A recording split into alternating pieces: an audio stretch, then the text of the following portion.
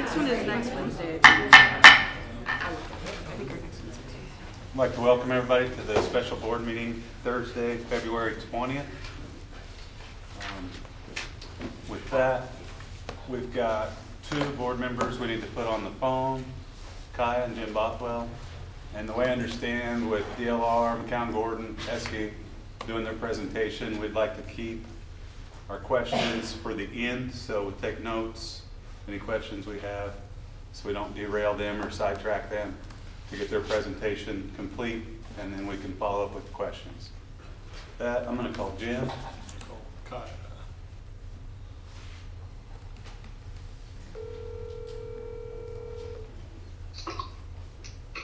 Hello? Jim, we are started and got you on speaker here, so I assume you can hear once we get started. All right, I'm mute. Very good.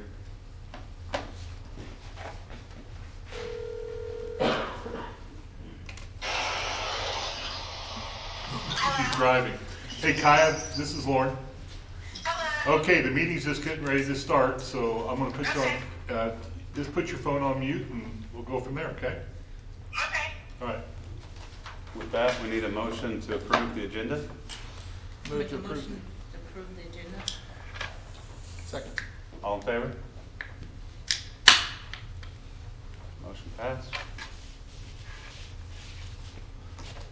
That brings us to the presentation part with DLR, McCown Gordon, and Esky. All right. Well, thanks guys for, we're excited to get together tonight and share with the board the process of the schematic design for the Todd High School. So I'm going to give kind of a brief introduction. We got a little agenda of what we're going to go through here today. So do an introduction, and the DLR come up and do their design presentation summary of the design, and the McCown Gordon will speak to the budget update that aligns with that design process, and I'll talk a little bit about the master budget that ties into McCown Gordon's budget for construction costs, and then we'll finish up with the site logistics plan and schedule, and then as Chris mentioned, open it up to comments. So just a little overview and expectations for today. I know there's been a lot of questions about what is today's presentation and what we're asking for from the board. So to start with, where have we been, where are we going, just to kind of frame today's conversation. So prior to this, there was the pre-design phase meetings that DLR had with the administrators and the teachers, developing the program, understanding what kind of spaces you wanted. Then following the schematic design phase, we roll into the design development, which we've talked about a little bit, is DLR getting into more of the specific design features, defining what's in each space, finishes, more detailed on the mechanical, electrical sides. And then following that is full construction documents that McCown Gordon can bid out for GAP. So where are we right now? This is schematic design. So what you will see today is adjacencies of spaces, building footprints, sizes of spaces. There's architectural material narratives. So anything you might see in the renderings as DLR goes through the process is schematic at this point, and nothing is finalized. That is still developing. And MEP systems and structural narratives. So that's something that as McCown gets into their budget, some of their pricing is based on these narratives that kind of outline what the systems are intended to be, but we don't have specific details, and that's something that gets more refined as design development and CDs progress. So the budget you will see is refined from the bond budget based on these narratives and the drawings that we have, the types of spaces, and the engineering information. So there's a lot of detail, estimate backup that McCown Gordon will talk to that went into this, although you will see in the presentation just kind of a rolled up summary by space. So overview, the a 2-month process of detailed design reviews with DLR, internal design meetings. Sorry, that line got split up a little bit there. The good news is will show in the design presentation. I believe the design is meeting all the bond issue goals. We've added a few things in, taken a few things out, based on the input from the stakeholders, and the project's tracking on budget. So, some things have gone up, some things have gone down. We're looking like we're in a good place, and we'll get into those details. So, action request today is really the Board of Education's acceptance of the schematic design and the budget progress as it relates to that, and allowing the project to proceed into design development based on what you see in here today. So, with that, real quick, as Chris mentioned, we have a lot of information. We got some questions in advance from the board that we'll try to address in the presentation. And if there are any remaining questions that weren't addressed, we'll have plenty of time to go through that and talk openly. So I'll turn it over to Craig. Joe. Nope.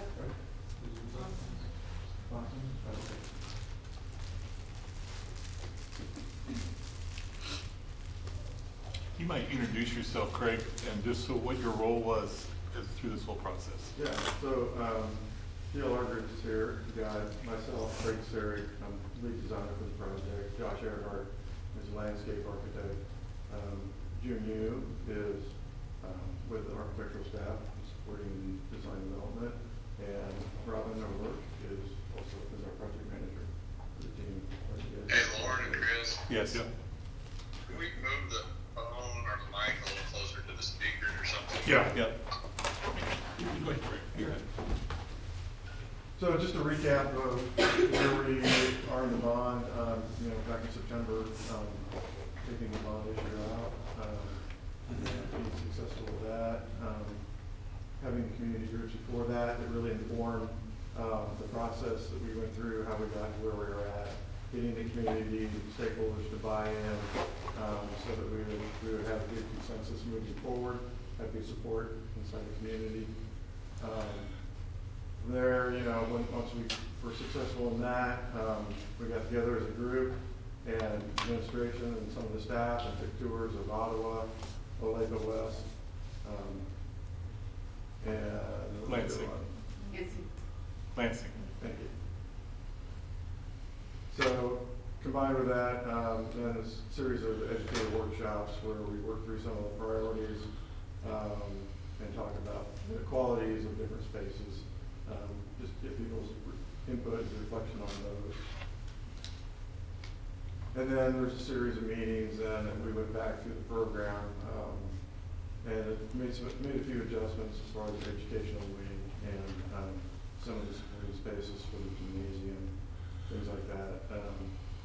Not a significant change in square footage, but just balancing out the amount of private classrooms versus open areas. I think we reached a pretty good compromise on that as well. Josh, you want to go through the site plan? So Josh Earhart, DLR Group, landscape architect. So I've been with the district and the design team throughout the whole design process here. And with looking at big picture here in the site plan, one of our overarching goals is to be as efficient as we can with this new layout, but most importantly, looking at student safety. So as you'll see here, we started to look at where bus drop off and car drop off occur. And as we're familiar by now, it's that, do I have a pointer on this? Yeah, there we go. So with the new building addition, we started looking at how can we separate buses and cars. And on the west side of campus, we're proposing to do the new bus stacking lane, which can stack approximately 15 buses. This also can serve as staff parking. We have about 80 spots on the north here, and an additional 70 on the south. Let's see, what's next? Okay, that's not cheap. So we have a bus on the west. Now we separate student by having them just allocated to the east side. And to further that safety, we want to encourage students to use the Main Street access instead of having them use both curb cuts along Highway 40 there. So we're encouraging students to use the one Highway 40 access point and the Main Street point. We'll just zoom in here, get a little closer. Starting off on the east side, we are proposing a sidewalk extension for those bike riders who can come in from Main Street in town, ride their bike, and we'll have bike parking here along the new gym footprint on the east side. We don't want to put it up near the front door because you don't want to mix students and bicyclists, but keeping it on the east side. This darker gray right here, we're proposing a full depth asphalt replacement. As we talked about earlier, we're looking at being as efficient as we can with our layout. So where we can take advantage of some of the existing asphalt, we're gonna try to mill and overlay as much as that we can and try to save some money there so we can be as efficient as possible. We are gonna realign some of the existing parking to kind of clean that up, make it more efficient. In those areas that will get demolished, we fine graded and overseeded, so just turn back into green lawn. The car stack, we're looking at, I believe, about 32 cars for stacking distance. And the site as a whole is about 435 parking stalls. That's a little above what it stands today. So we're meeting, if not exceeding a little bit, the existing parking stall count. On the south side, we're going to fence the existing service area to try to secure the space, to encourage students not to go back in the space unless the staff really want them to for class. We'll have a pair of sliding gates on either side. The existing sports fields are to remain. We're not going to disrupt those. Come on. So on the west side, we go back to the staff parking. Buses will enter and stack, as I said, about 15 buses will stack here. You can see where future expansion could occur, and we're going to run, and Mark Brewer here is here from Schlegel, so if there's any utility questions, he can answer those. But we're going to reroute the utilities down this corridor right here and try to keep it out of the future footprint. So in the future, should a addition occur, we don't have to repeat this utility relocation. So it's trying to future-proof the high school, so thinking ahead. We're showing a dumpster location here. It's shown for 2. We could bump that up to 3. Currently, the school has a dumpster sitting back here. So if you want to concentrate all your dumpsters in one location, we could have 2 dumpsters and a recycling bin out there. Again, we have another automatic gate to secure the service area, and then the greenhouse relocation there on the south side. From a broad overscope, that's what we're looking at. Still, the main entrance is going to be along the north side here. It's going to have a hardy landscape, a really inviting presence, kind of the front door of the community.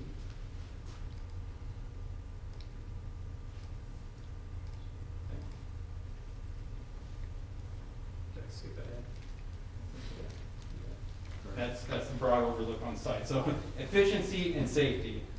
So, thank you. So this is the existing floor plan. So the areas in red are what we will have demolished. Obviously the church building here, and then after the education wing is completed, we'll have the original 1963 classroom portion of the building removed, and then just a quick graphic to show you what areas are getting no renovation, new areas and hallways, and then just a light renovation in the darker areas.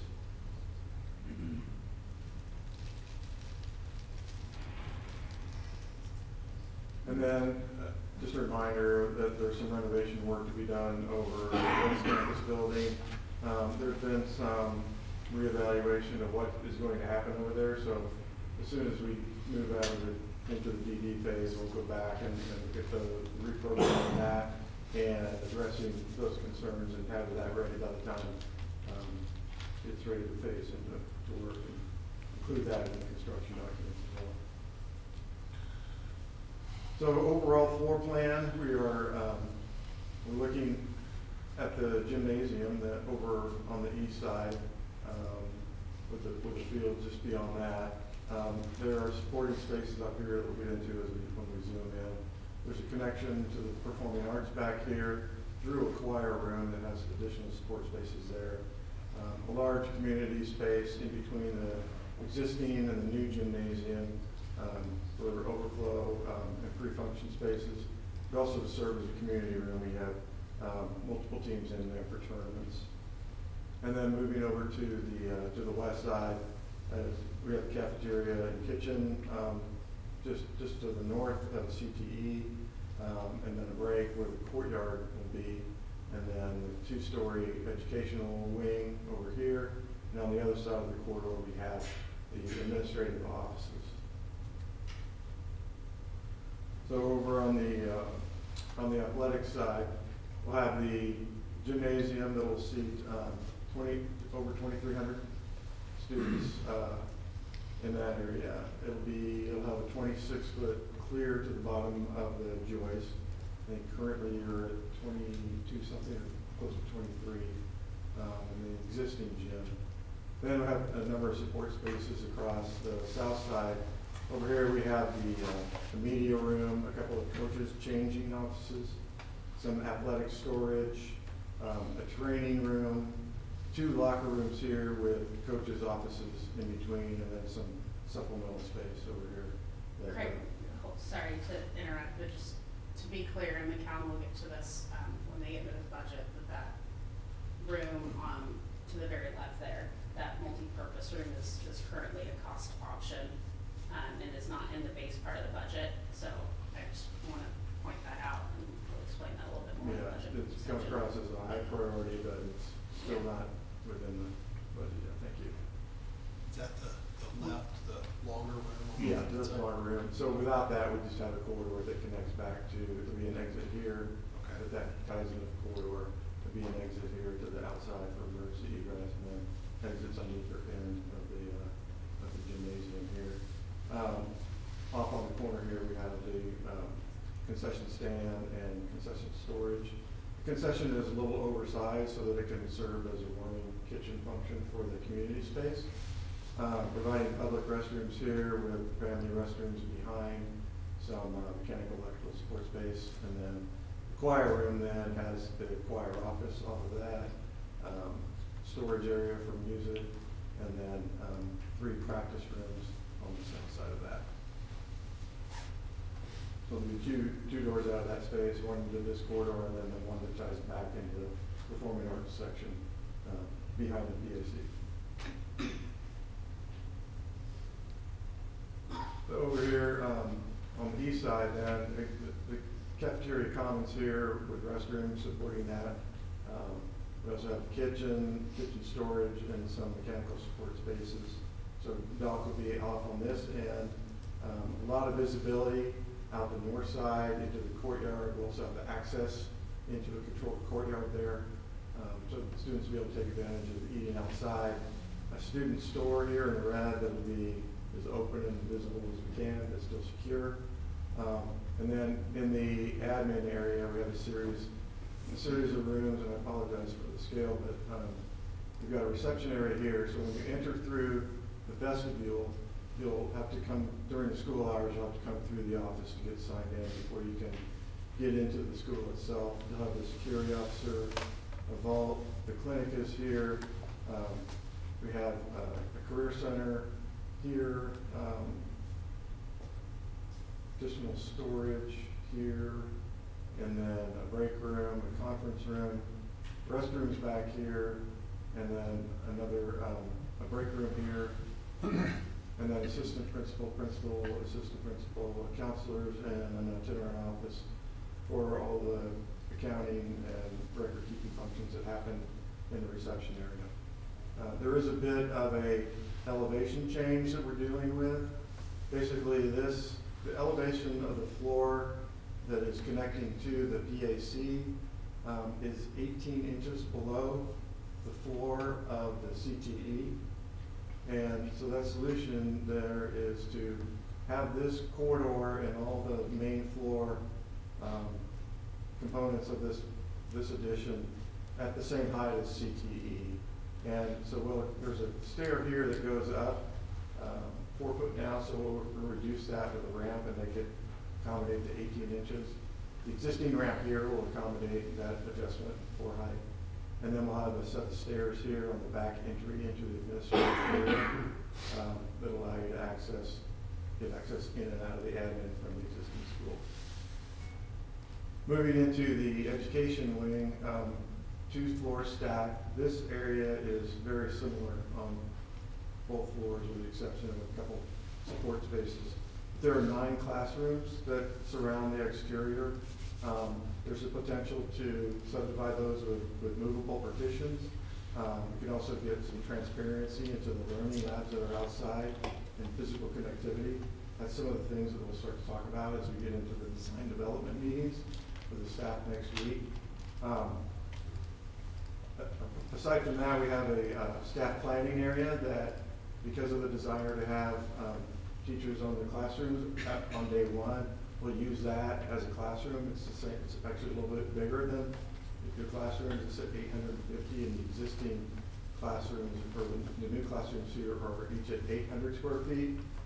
So in your existing classrooms in your existing buildings range anywhere from, well, some are under 600, most are around 720 to 750 square feet. So we're increasing the size of those, and we also don't have a large mechanical unit sitting up in the middle of those. Across the north side here, on the first floor, we have 2 art studios with their storage. We have the kiln and pug mill, and then over here, we have debate with a couple of practice rooms and an office. The orange space is the media center. Adjacent to that would be the desk for supporting the media center, and then the Genius Bar supporting your technology. The green areas are the life skills, and this room here is a SPED classroom. We have 3 offices for the SPED teachers and staff to support those areas. And then in between, we have the therapy, quiet rooms, and toilets, and those kind of things to support those spaces. All of that is further developed as we move into the design development phase and get more input on those relationships and adjacencies that we don't have yet. Also, a large set of public restrooms here, serving the wing. Again, family restrooms on the back side with the janitor's closet. And then here, there's a number of small support spaces that we'll divide up to support teachers. Like they'll have a couple of toilets in there and some additional storage. And a small conference room and a small office in their private office for them. Moving upstairs, we have that same basic educational component with the 2 learning labs that we'll develop. So again, these are 800 square feet, and these large spaces, the learning labs, will be close to 1,800 square feet. And those don't have any program use for them. Those will all be able to be, these classrooms will be able to spill out and take advantage of those space for individualized learning or teams to break out. Also, I forgot to point out, on the lower level, each of these dark blue areas are collaborative spaces. So again, they'll be fitted out with different types of furniture and equipment, technologies that they can use in different teams or small group learning. We're able to break out from their larger classrooms and have a place to study. So that same concept comes up to the upper level as well. Across the north side here, we've got our 2 science labs in the middle with the preparation rooms in between. We have 2 science classrooms basically that will support those spaces. Another set of 2 science classrooms that will have a movable partition in between, so we can really have a highly flexible space to bring classrooms together. And then also an exploratory lab over here that is a drier version of the wet labs we have on the north. We have the fax room here, the fax classroom supporting that, a couple of storage spaces off to the side of the fax room. Again, that staff room that will start out as a classroom here, another SPED classroom up above. We have the video and yearbook area here, and that same space downstairs is the gaming, coding room, and CAD lab. Above the media center, we'll have an opening in the floor, so that will be open all the way through as an atrium space. So you'll be able to look down over the railing into the media center. And then a corridor that comes across and joins these 2 corridors together and comes over to the stairs.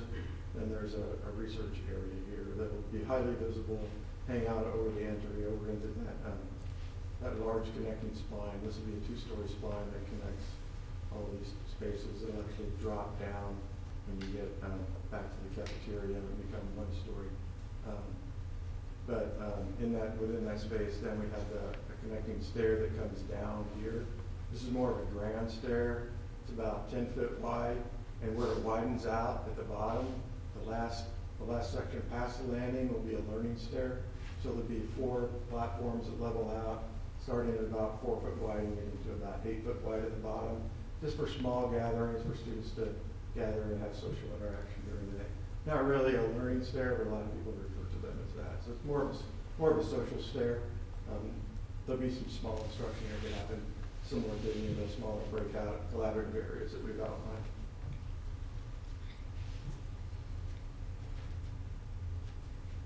And I guess the last thing I'd point out is there's another stair that connects the 2 floors on the south side here. And that gives you easy access to really gain flexibility of all these lab areas in case some more classrooms upstairs need to use those one day, and downstairs they have it easily accessible to the lower level. And we've also got our elevator located here, right across from this bed, that then goes down and connects closer to the life skills room downstairs. Starting to look at the elevations then. This is the north elevation that you view from the highway. So we've got the new gymnasium here with some breakdown low metal panel up above, some graphics above that with a small window incorporated into that graphic area. There's a canopy that comes into play, and that's the connecting spline, that common space in between the 2 gymnasiums then, with a canopy and vestibule in front of that. We have the Performing Arts Center here, and then sitting in front of that, in front of the west end of that, is the admin space. And then that new vestibule in between with the stair, the grand stair, happens in between that and the educational wing. So you start to pick up on the demonstration that's happening. Along that, we've got the lighter color brick down below that will blend in with what you have in your split base block over at the existing school, and then transition on the west side where it recesses back. We'll have the top brick all the way up to kind of create a bookend, just visually and compositionally for the north elevation. On the south side, so the opposite side, back towards the creek, a lot of this is existing construction. So you have your back of the PAC here, you have your CTE. You'll have just beyond that, you'll have the cafeteria, and then you'll see the south side of the 2-story education wing here. The choir room over here, and then this space in between the existing gymnasium here and the new gymnasium is again that social common space in between the 2 gymnasiums. Then looking over at the west end, this is that bookend I talked about with the buff brick that goes all the way up and then ties back into the buff wainscot down below.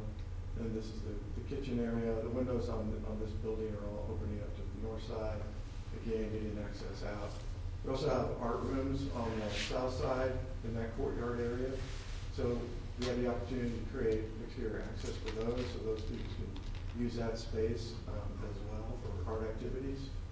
And then over on the east end, you have the gymnasium structure. So this is the student section here, and then the larger volume of the gymnasium behind that.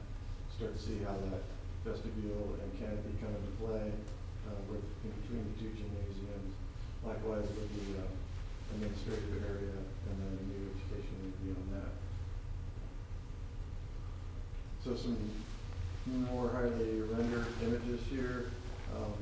This is that entry sequence with the administrative area here on the left-hand side, the vestibule, and that upper clerestory for the social common space in between the admin and the classroom wing, and then some of that social space that Josh had described earlier in the site plan. Then looking over at the gymnasium side again, a low seat wall here is creating a buffer for pedestrian and vehicular traffic.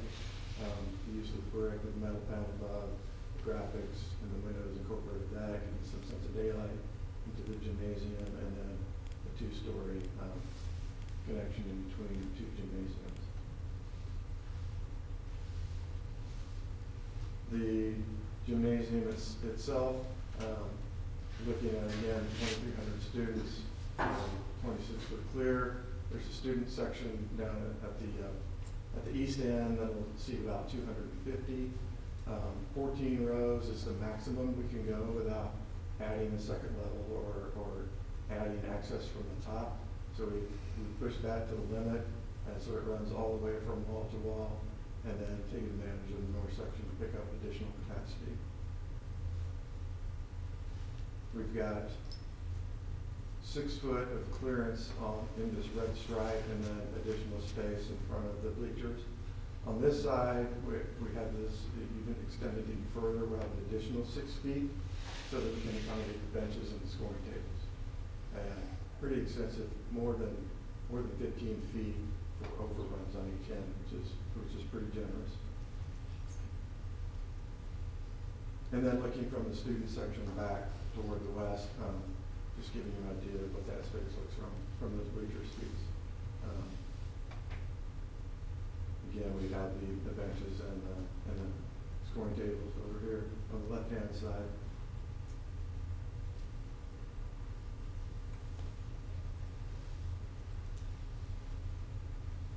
Who's this? You. Still is. Yeah, we'll see what next step is.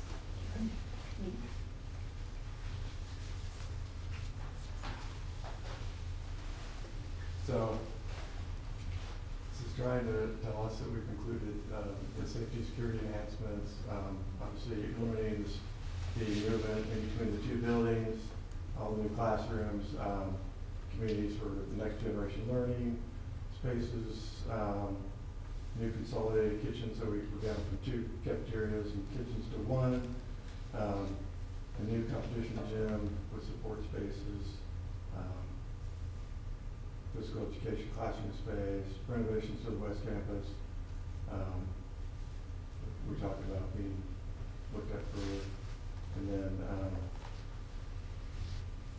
code required updates to the existing gymnasium, parking lot improvements, and again, apologize for this. This is a configuration error that happened between the 2 computers between our office and here. Now, Fun stuff. How's everybody doing? Doing good. Good. All right. So I'm going to talk a little bit about where we were pre-bond, where we are right now. First slide is just construction dollars. Aaron will support me with the master budget overall. I'll get to that in a minute. I do have a handout if anybody would want a hard copy. Otherwise, we'll go off the screen. Anybody need one? Go ahead. Yeah. You want one? Yeah. Yeah. Be easier to take notes on, maybe?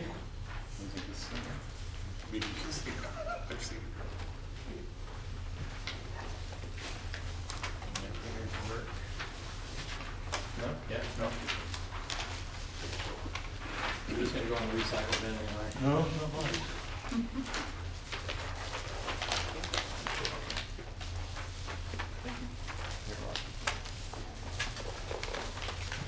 All right.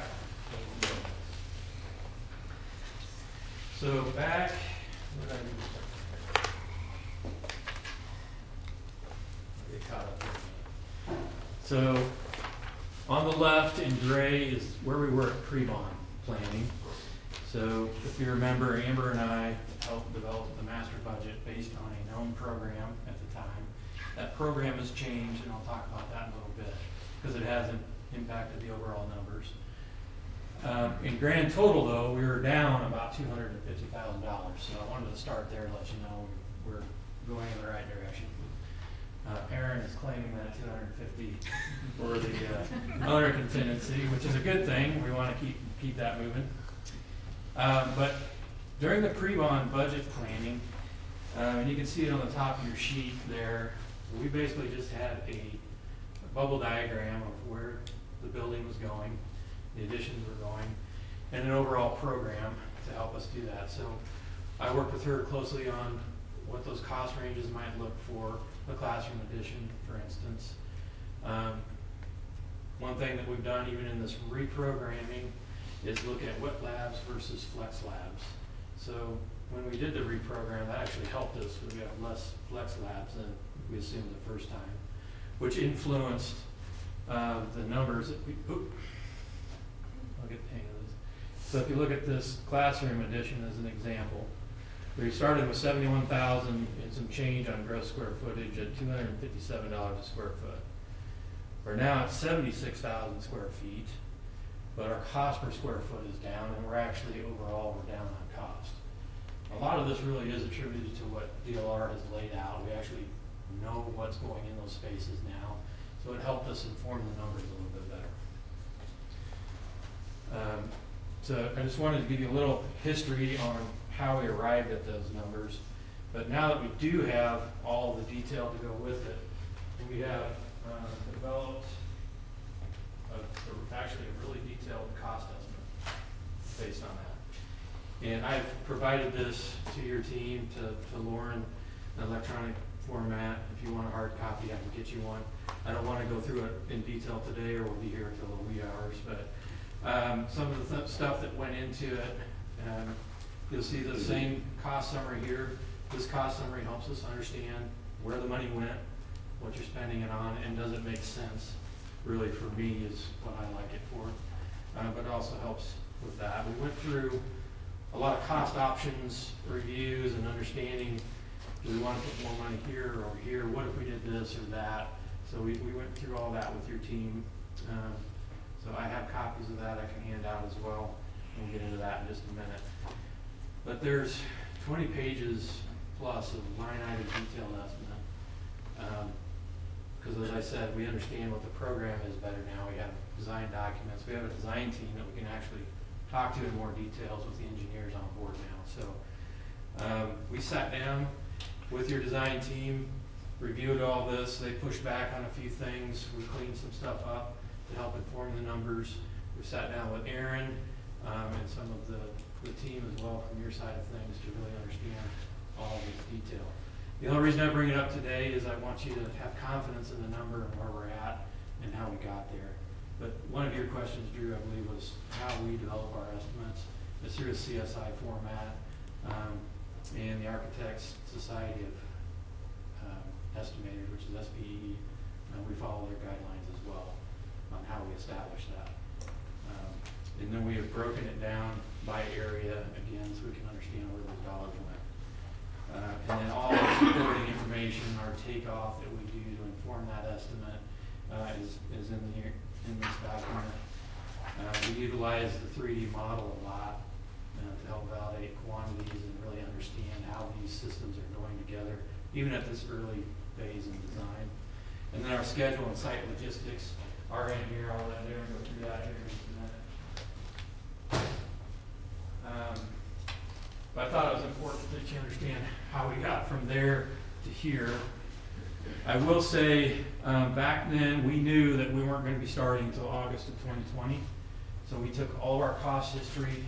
I've been doing this for 20 years. I have a lot of information on what these different systems and these different types of project costs, gymnasiums versus classrooms and kitchens and all that. So we developed cost, and then we escalated it to 2020, and that's what these numbers represent. Right now, we're still carrying a little bit of escalation, but we're within 6 months, so we don't have as much escalation built in, which is rightfully so. We are still carrying design contingency at 8%. So I know that $2.5 million sounds like a lot of money, but in our experience, that 8% is going to get eaten up with just details. It's still very high level design, So we don't know how all the buildings are gonna tie together yet, some of those kind of coordinating details. But know that that is there to protect us to get to that finish line. And once we get to bid phase, that will be zero, or the money will come back to you and we can infuse it into the program or into your overall master budget.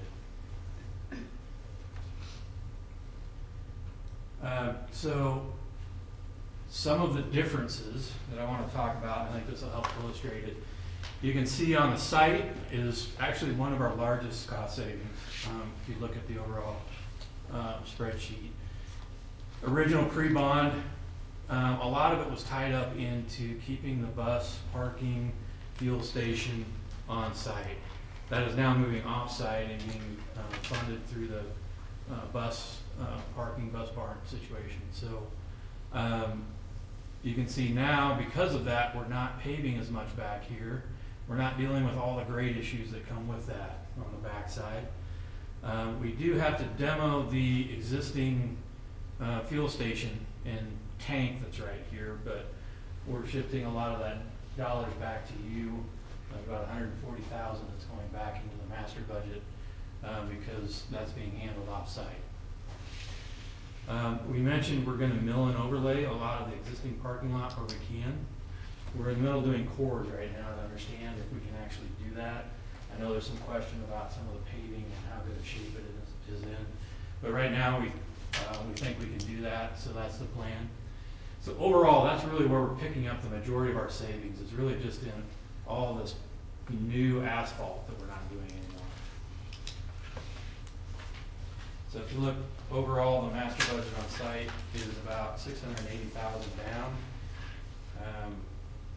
One of the things that did come up that is included with this is at the existing gymnasium. When we demo the existing classrooms away from that, we have to do some temporary bracing during construction.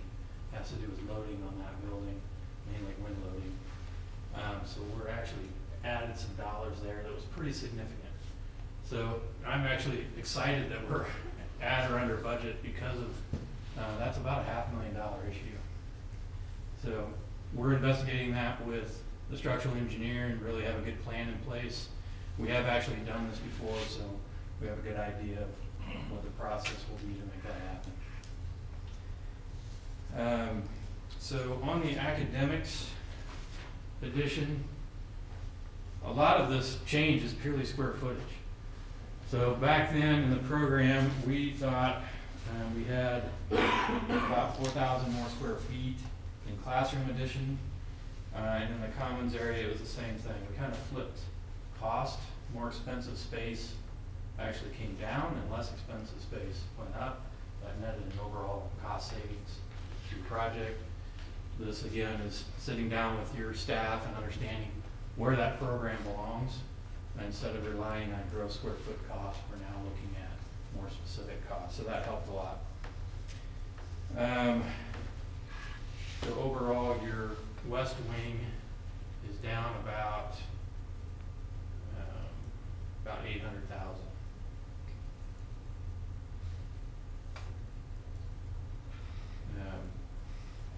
This graph kind of represents that as well. Yeah, keep moving that. How do I get into that?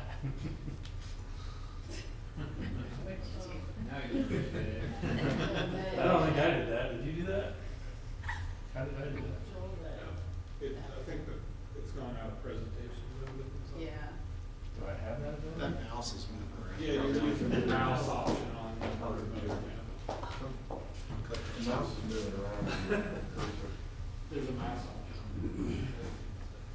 Yeah, I saw the pointer moving around. Yeah. Is that it?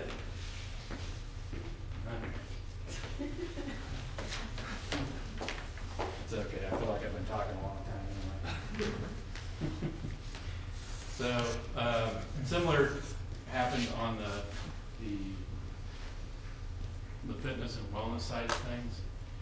So we had budgeted quite a bit more for the choir performing arts space based on the original program. The square footage of that has actually shrunk, so that helped on that side of things.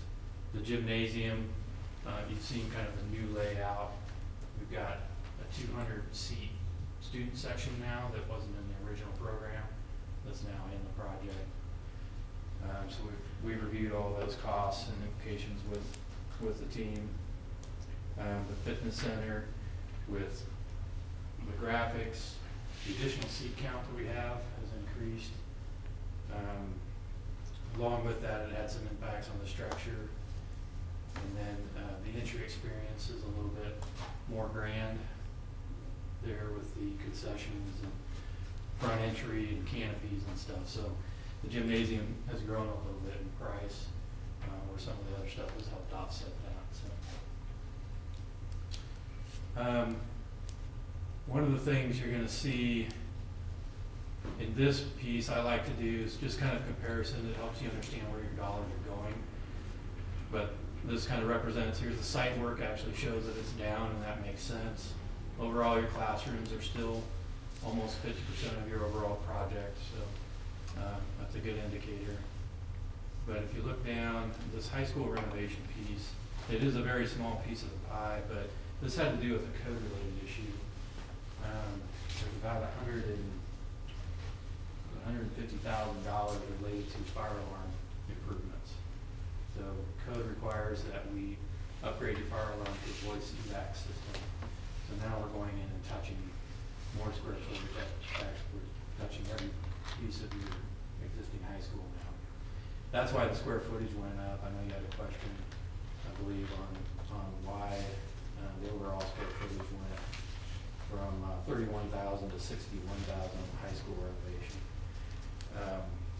It's just reflective of we're touching all that space, but that really only had on a $2 square foot implication. So it's not a big number, and it's not really what I'd call a budget killer, but it did have an impact. So we just wanted to represent that in the square footage.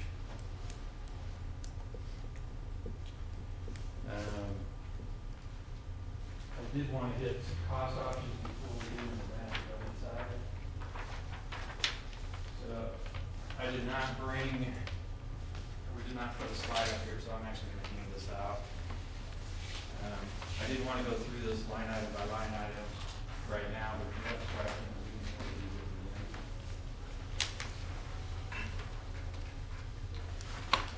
But we have sat down with your team and done some cost studies on other items that either have made it into the project or not, we talked about earlier.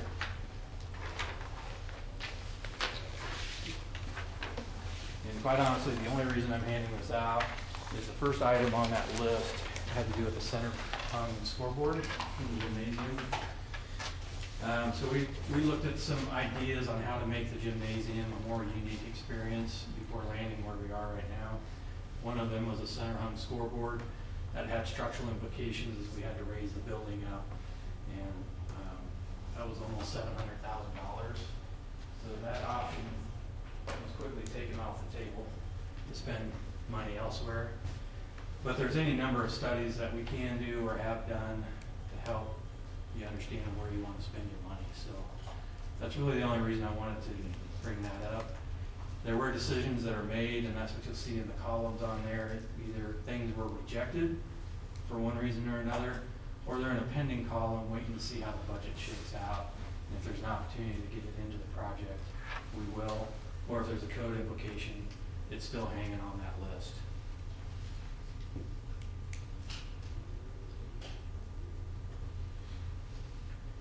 So that's high level on where we're stand with the construction budget. Again, we're 250 down, so that's good. We're carrying a reasonable contingency, so if we don't need it, we'll start to give that back to the project. Again, there's other things that we're still holding some placeholders. One of them is rooftop screens. We're in review with the city right now to see if we need those. There's a pretty significant placeholder in there for those. We think that can go away if the city will forgive us on that. Not many buildings around here have those, so we think there's some extra money still included in the number. So, master budget? Master budget. All right, so just back up just a second, back to Joel's budget slide here, so. There we go. So you can see that the summary of his costs, currently under the schematic design is the $40,877,000. So with that, the total bond issue being $51.4 million, we'll talk about what the difference is between that number that Joel showed you and the full bond funds. So the pre-bond budget that was Joel talked about that was developed with McCown, Gordon, and Amber included a 25% cost increase over the construction costs, and that's set aside for use for soft costs. So what I've started to do in conjunction with the team here is to break that 25% down into some real line items and things that have to be handled as part of the project that aren't included in those construction costs.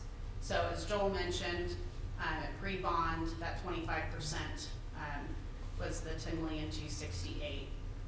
The little bit that they came in under their pre-bond budget, we shifted back into the soft costs, so we have a little bit more to work with there, which was good based on some scope discussions that we had between what they had included in their construction costs and what needed to be picked up in those soft costs. So I've kind of started to break it out into line items. Some of these are pretty well defined known costs, and some of them are still kind of larger buckets of money that are based on historical costs but need to be better defined as we get into design development. So we have our architectural and engineering fees that are defined by the contracts in place. Some miscellaneous soft costs, which are surveys, geotechnical reports, 3D building scan, and some other costs that come with the upfront design. Those are pretty well defined costs that are already under contract. The next two line items are where the bulk of the budget falls into, between fixtures, furniture, and equipment, and low voltage and equipment. So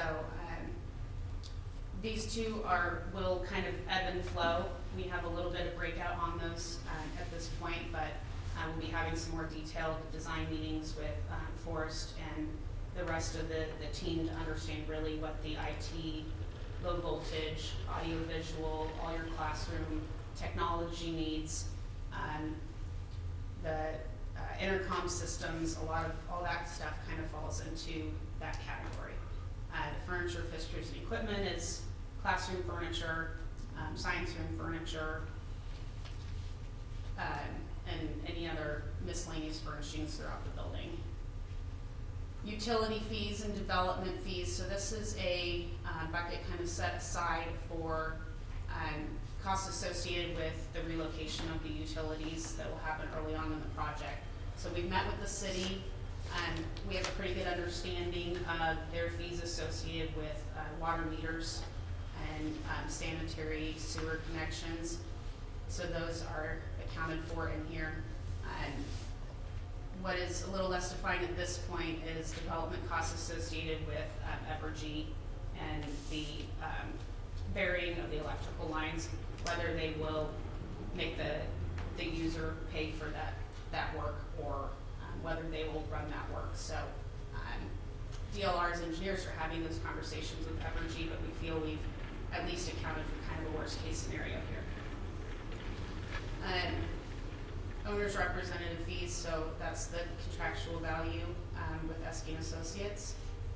And special inspections is based on some historical data. Those are the city required inspections of concrete materials, structural steel, and other items throughout the project. That will get bid out, but we have some pretty good data about what those costs. So this $200,000 line item is kind of where we took the bulk of the savings from the construction cost side, is for abatement. So McCown Gordon has gone through some of the existing buildings and started to test for asbestos and other materials. As those reports come back, we'll have a good understanding of if there is any abatement necessary before those buildings are demolished.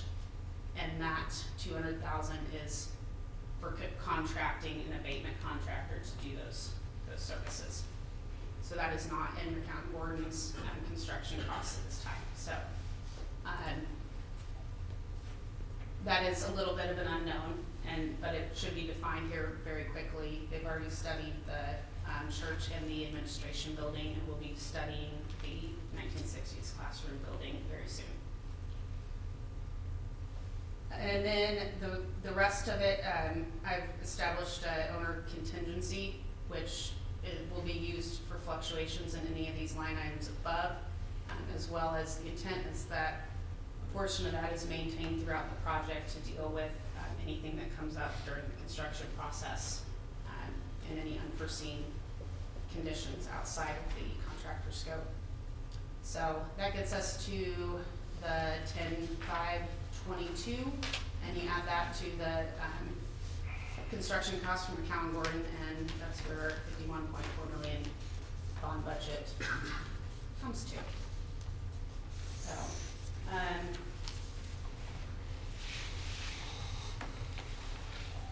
I think the one other thing I wanted to address real quick, you guys got the cost option list from McCown. I know there was a little question about if there was any, how the different design requests were being tracked and if there was anything not included. So you can kind of start to see that in their cost option list, the things that either have been rejected, accepted, or still pending.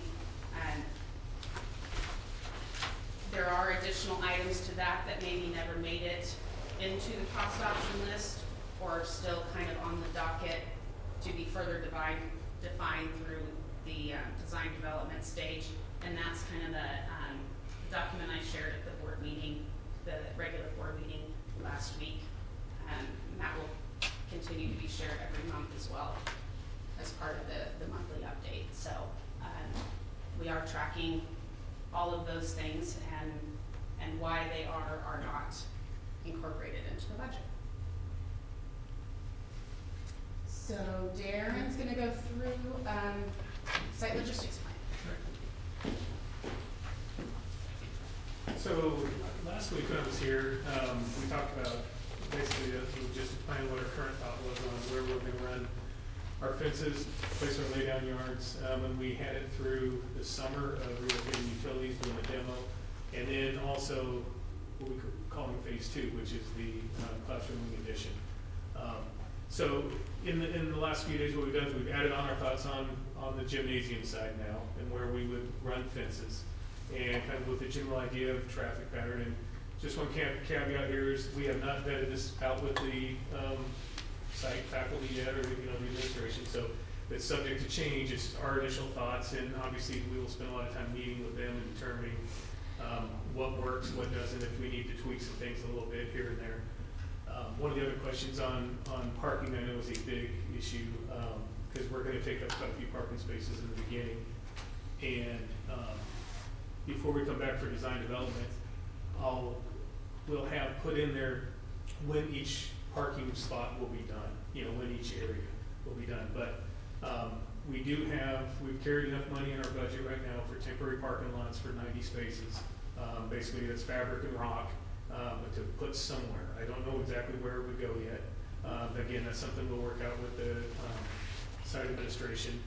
And but we are planning, knowing that we're taking over some parking spaces, that we're going to need to address that with the site team and really come up with the best spot for that to go. And maybe 2 or 3 small lots, and maybe 1 large one. I'm not sure, but trying to do it without affecting the overall school. So I will get started. It's a video, kind of. It's just a video. Is it right over here? Yeah. Okay. That was tricky there. Yeah. So in the first summer, we'll set up all the fences, put our construction yard in. We'll do that utility relocation. You can see there, demo the church building, the administration building. That's what it'll look like when you come back to school. After we get construction documents in August and we bid it out, first part of October, we'll start building that wing. That wing right now is currently shown to go until the end of 2021. and in the beginning of 2022, we would come over here, basically take over that part of the drive that's to the east of where the new gym is. We would flip our construction traffic now from coming in the west entry, coming in off of that southeast entrance. But the fact of the new administration building being open and the new classroom wing being open, plan is that all that parking area up front would be done, would be new, and you don't want us on it with construction traffic. That's where it's gonna be coming to park for the new classroom. So, we would cut that fence off there, use that bit for our laydown area just to the east of it and to the south. Probably not, there's not much room for laydown area. That's mainly just construction working space right now behind the fences. So that's kind of, and then, you know, where we land right now to get through the 3 different phases of construction. And as we get through design development, we with the site staff more, I'll start plugging in where the parking lots are. But on the first phase, when we remove all the fences in December of 21, the plan there would be that all that parking lot's done too. So when we open that area up and we leave, that whole area on the west side is all done with the new parking. So then we would take over this section. So we'd have everything on the west side, you'd have that new one on the north side, and we would basically, what would be left would probably be that finishing out that new drive section and some areas in the back. It doesn't make a whole lot of sense to do it in the first summer if we're just gonna tear it up during construction. So that's the general phasing on construction. Overall on the schedule, I just replayed it. So this is a kind of like what Joel had mentioned with his budget. It's a very rolled up schedule at this point in time. Most of the detail you see is we showed last week a bit with all the design meetings coming up. As we get more details and know more about construction, we'll actually start really building details into the construction schedule. The general thought right now is, again, the summer, it gives us time to get prepped for the building package. The building package is approximately 14 months for that 2-story classroom wing. Should turn it over sometime between Thanksgiving and Christmas. We need that space then in order to access the east wing. And at that point in time, we will flip, we'll go over the east side. And right now, we're thinking 10 to 11 months on construction on the gymnasium side to have this thing complete. So, okay. And I think that's it, and we're ready for questions, comments at this point in time.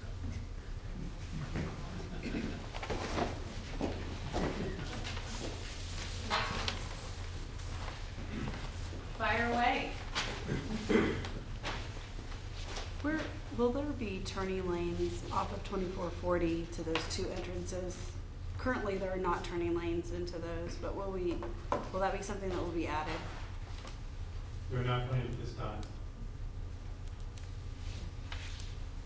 To me, that's a real safety issue, I think, for those kids coming up. Right now, they use the shoulder a lot.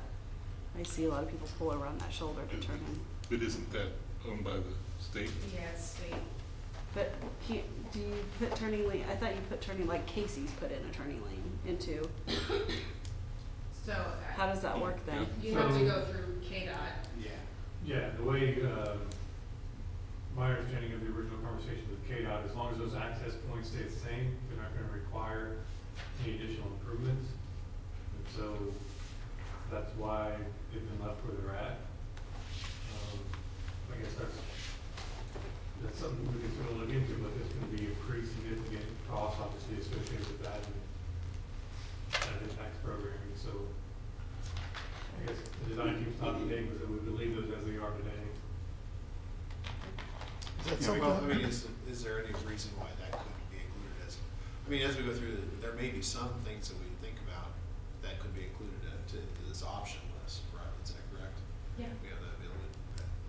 Is that the turning lanes, is that the kind of thing that could be changed down the road, or are there things with that would need to happen right now?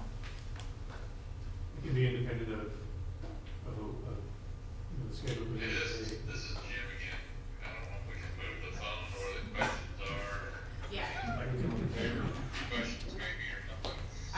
you back over by Lauren and Chris here and let. Maybe we can just repeat the questions back to those guys. Okay, yeah, the question was concerning the turning lanes, if they could be added at a later point, and not during the construction phase.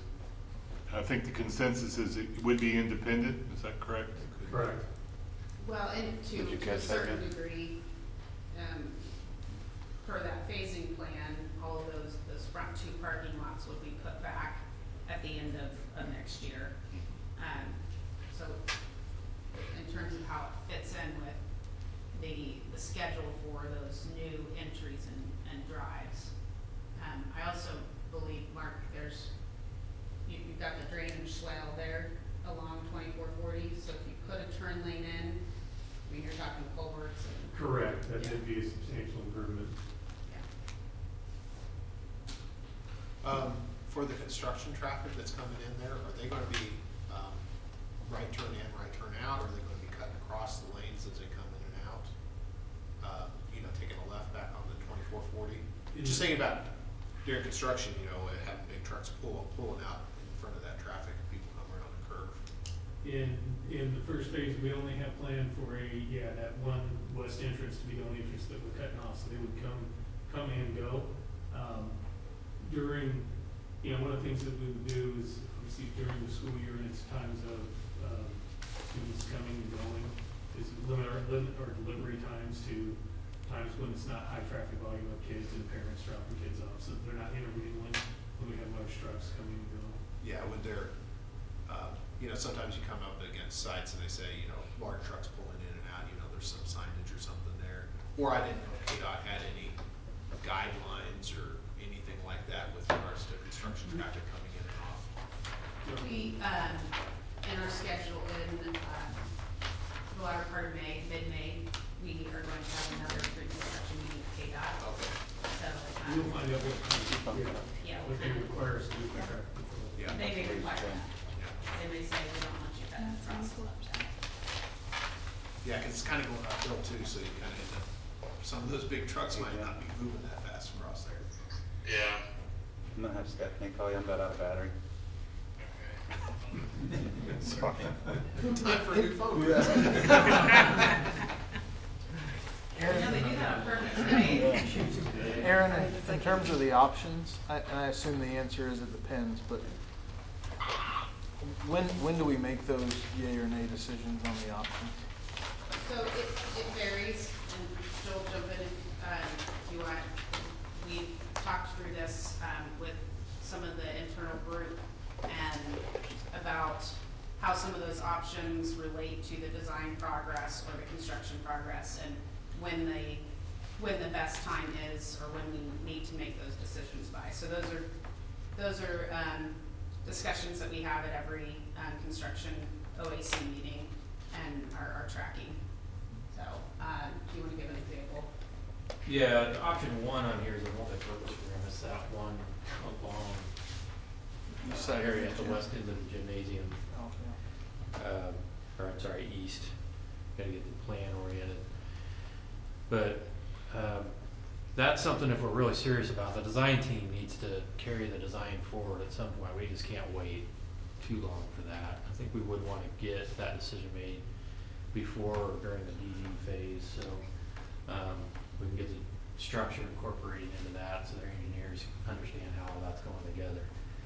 But some of these can be bid out as alternates. On bid day, we can bid out a section, for instance, if that's what we want to do over there.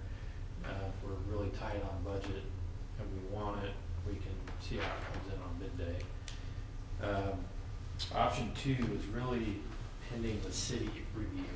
We think we can get through that. So once we know that, we're gonna move that over to an accepted or rejected column. Either pick up that savings or not, so. As Aaron mentioned, we have weekly meetings with the design team, bi-weekly meetings with the district. So we talk about those. This is a living, breathing document. We just don't stick it in that book and never pull it out until the next round. This is how we manage the budget at each phase. So, There will be things added to it. yes, absolutely. So related to that, there's quite a bit of money allocated for finish out low voltage equipment.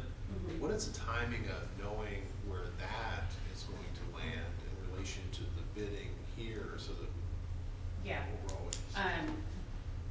The DD phase will firm that up quite a bit. Okay. A lot of that will be working with Lauren and Mark and the staff, and Hunter on the technology, and starting to get some quotes and bids based on what that scope is, but that will develop during the DD phase. I mean, really, it kind of runs hand in hand with the construction budget from that side of it.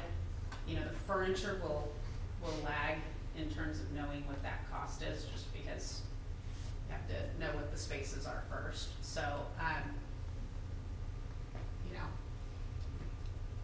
and then there will be some decisions based on, you know, I always try to encourage clients to keep the owner contingency throughout the project, so you can deal with things as they come up. So we don't want to spend everything and push all that over the construction side before we start.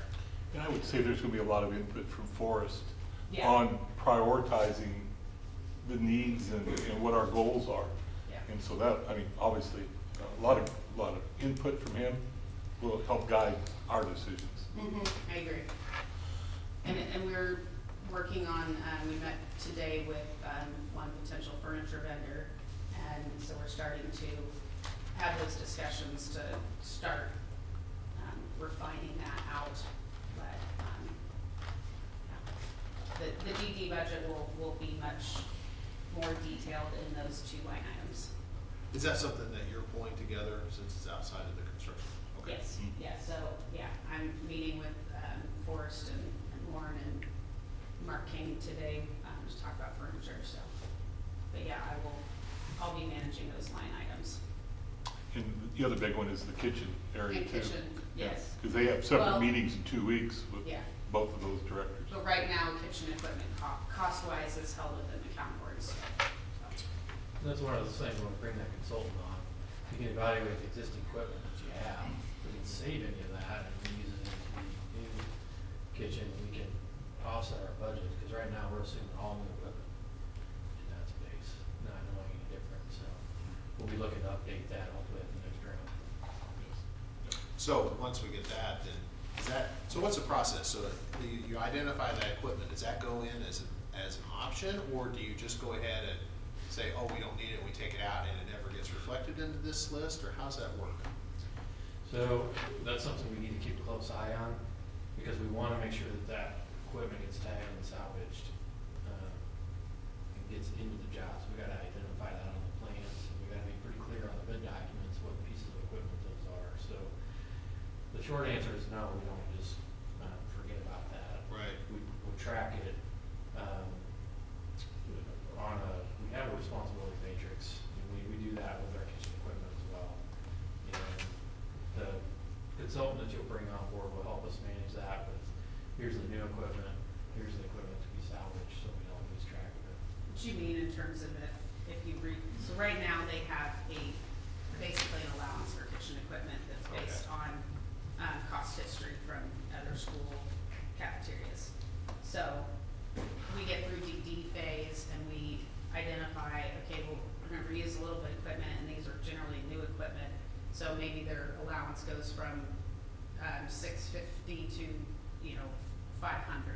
Right. So that that difference goes kind of back into the a overall contingency.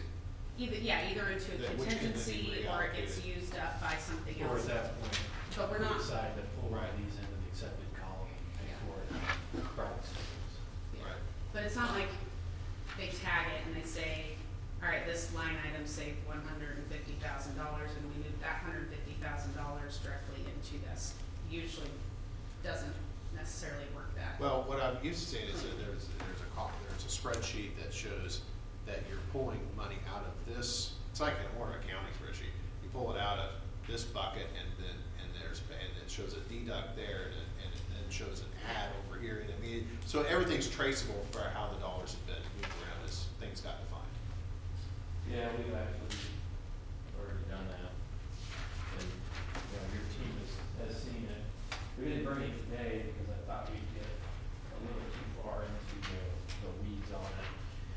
But we have a cost progression summary, we call it.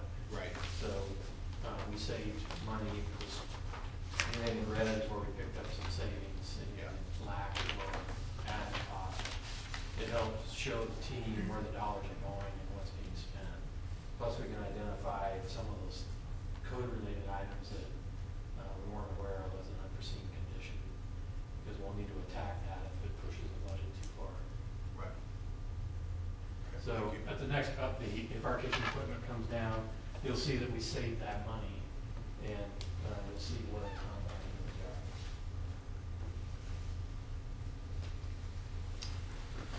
job. I guess one of the concerns I have too, that we talked about at the last meeting, was the bus facility and fuel. And I feel like that's a pretty big bogey outstanding, knowing that it's not part of this, but it's gotta be funded somehow. Mhm. So, you know, I know we're not gonna figure that out tonight, but I'm pretty concerned about that. I have a couple interior questions. What are the sizes of the passing areas, the hallways in the new learning center? In the learning suites, they're 10 feet. Those main corridors are probably 10 feet. And then students don't use lockers anymore, so I take it there are no lockers, but for sports equipment and stuff, like now I see the kids carrying a backpack and a bag with all their sports stuff all around the campus. Is there plans for that? Like where the kids can actually put that sports equipment when they come to Yeah. school? The athletic locker rooms, one of those, and then all the existing PE locker rooms associated with the existing gym. Okay. Part of the one thing we'll talk about in the DD meetings is if we do need to supplement a few lockers and where those would go. You just don't have that input yet. We talked about some transition lockers for the freshmen. I mean, it's, They don't use them. You hardly see well, any kids. and that's our impression. There are more middle school kids that use lockers than any high school kid. And so that's, we're really lowering the degree of lockers. But I see them carry around a lot of equipment and a lot of stuff through the school during the day too. And Craig is correct. I mean, they have the option of using their PE lockers or the athletic varsity lockers, a lot of them. So we have quite a few PE lockers, so. And that might change also when there's like education wing. Right now they're between two campuses, so they carry a lot all day That's long very- because they're bouncing back and forth. They feel they have to So, carry it. well, they do. There's no time. Yeah. That's correct. Is the gym capable of playing volleyball cross court? Yes, volleyball and basketball. So those bleachers. So it'd be 2 courts? Yeah, the bleachers will collapse on all sides. Okay. It's the volleyball be offset a little bit. So the You'll bleachers put- will need to be pushed in to play volleyball, or the bleachers stay out completely? Well. Because I know in our middle school the center building. volleyball court for competition, and then if you have a tournament or you have, if you play Simultaneous. cross court for PE, Right. then you would pull the bleachers back. We have the potential for leaving a certain amount of rows extended on those bleachers so that you can have a partial crowd there, just because you're turning the court. It'll work. You push one side completely back and the other side just partial, and you can So still like- have the bleachers on the end, and you can run 2 full volleyball courts. We have 14 rows on, each side. We can collapse the back 7 and still leave the front 7 out. Okay.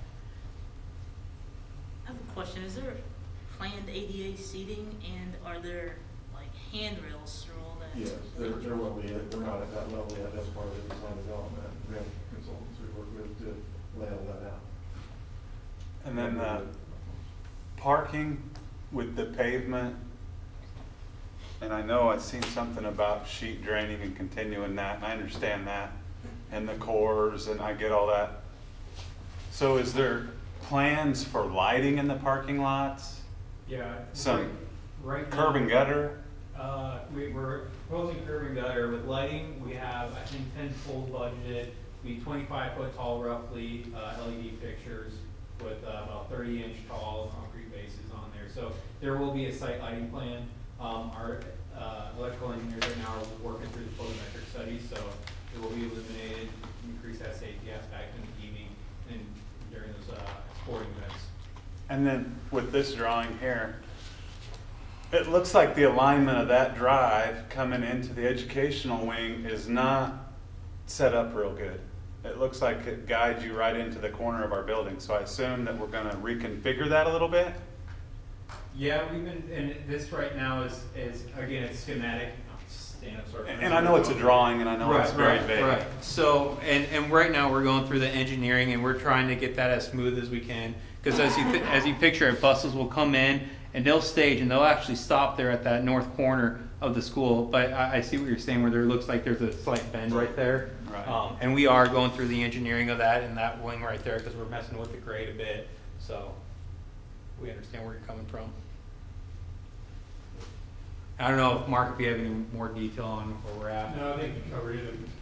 There's a challenge with getting that corner of the building to fit with the grade at the lower level of the building. So we're looking at, what maybe reconstructing or lowering that drive a little bit as you get on the school property, what that looks like, because it falls away so fast. So if we can drop that drive down a little bit and improve, potentially reduce some of that window well, retaining wall in that corner, that's one of the things we're looking to refine right now. And if we're able to maintain that grade as Marcus described, we will have the ability, if we need to pull that sidewalk to the east a bit to kind of open up that throat a little bit more. Just to control maybe expectations a little bit on the curb and gutter, our goal is to put that everywhere it makes sense, especially in new or expanded areas. But those spots are going to prove to be a real challenge, like in front of the current entry into the building where it's just sidewalk. And so to get all that to work with and save the existing pavement elevations that we've shown today, some of those areas we may not get due to cost restrictions, but generally the dark areas where we're showing complete reconstruction, our goal is to use curb and gutter as much as possible with keeping in mind using flumes, the sheet, drain that off where it makes sense, not have a bunch of costs wrapped up in enclosed storm sewer piping and those types of things. Right. But I don't want to forget, we opened a new building here and saved money in parking lot. And we were 3 or 4 months in and we were squirting mud through the parking lot. Right. So it's certainly something to keep in mind. Absolutely.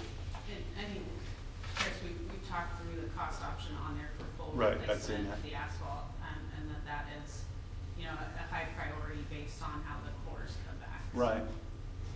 Absolutely. I have a question.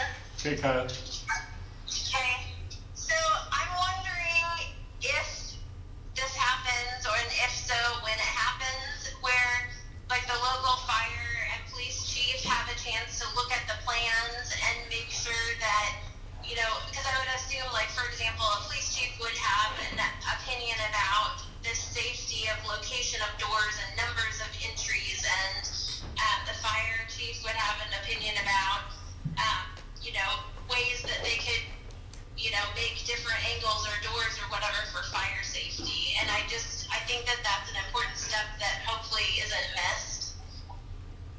Yeah, so that's a great question. We're actually planning on turning in for site plan application to the city towards the beginning of the March.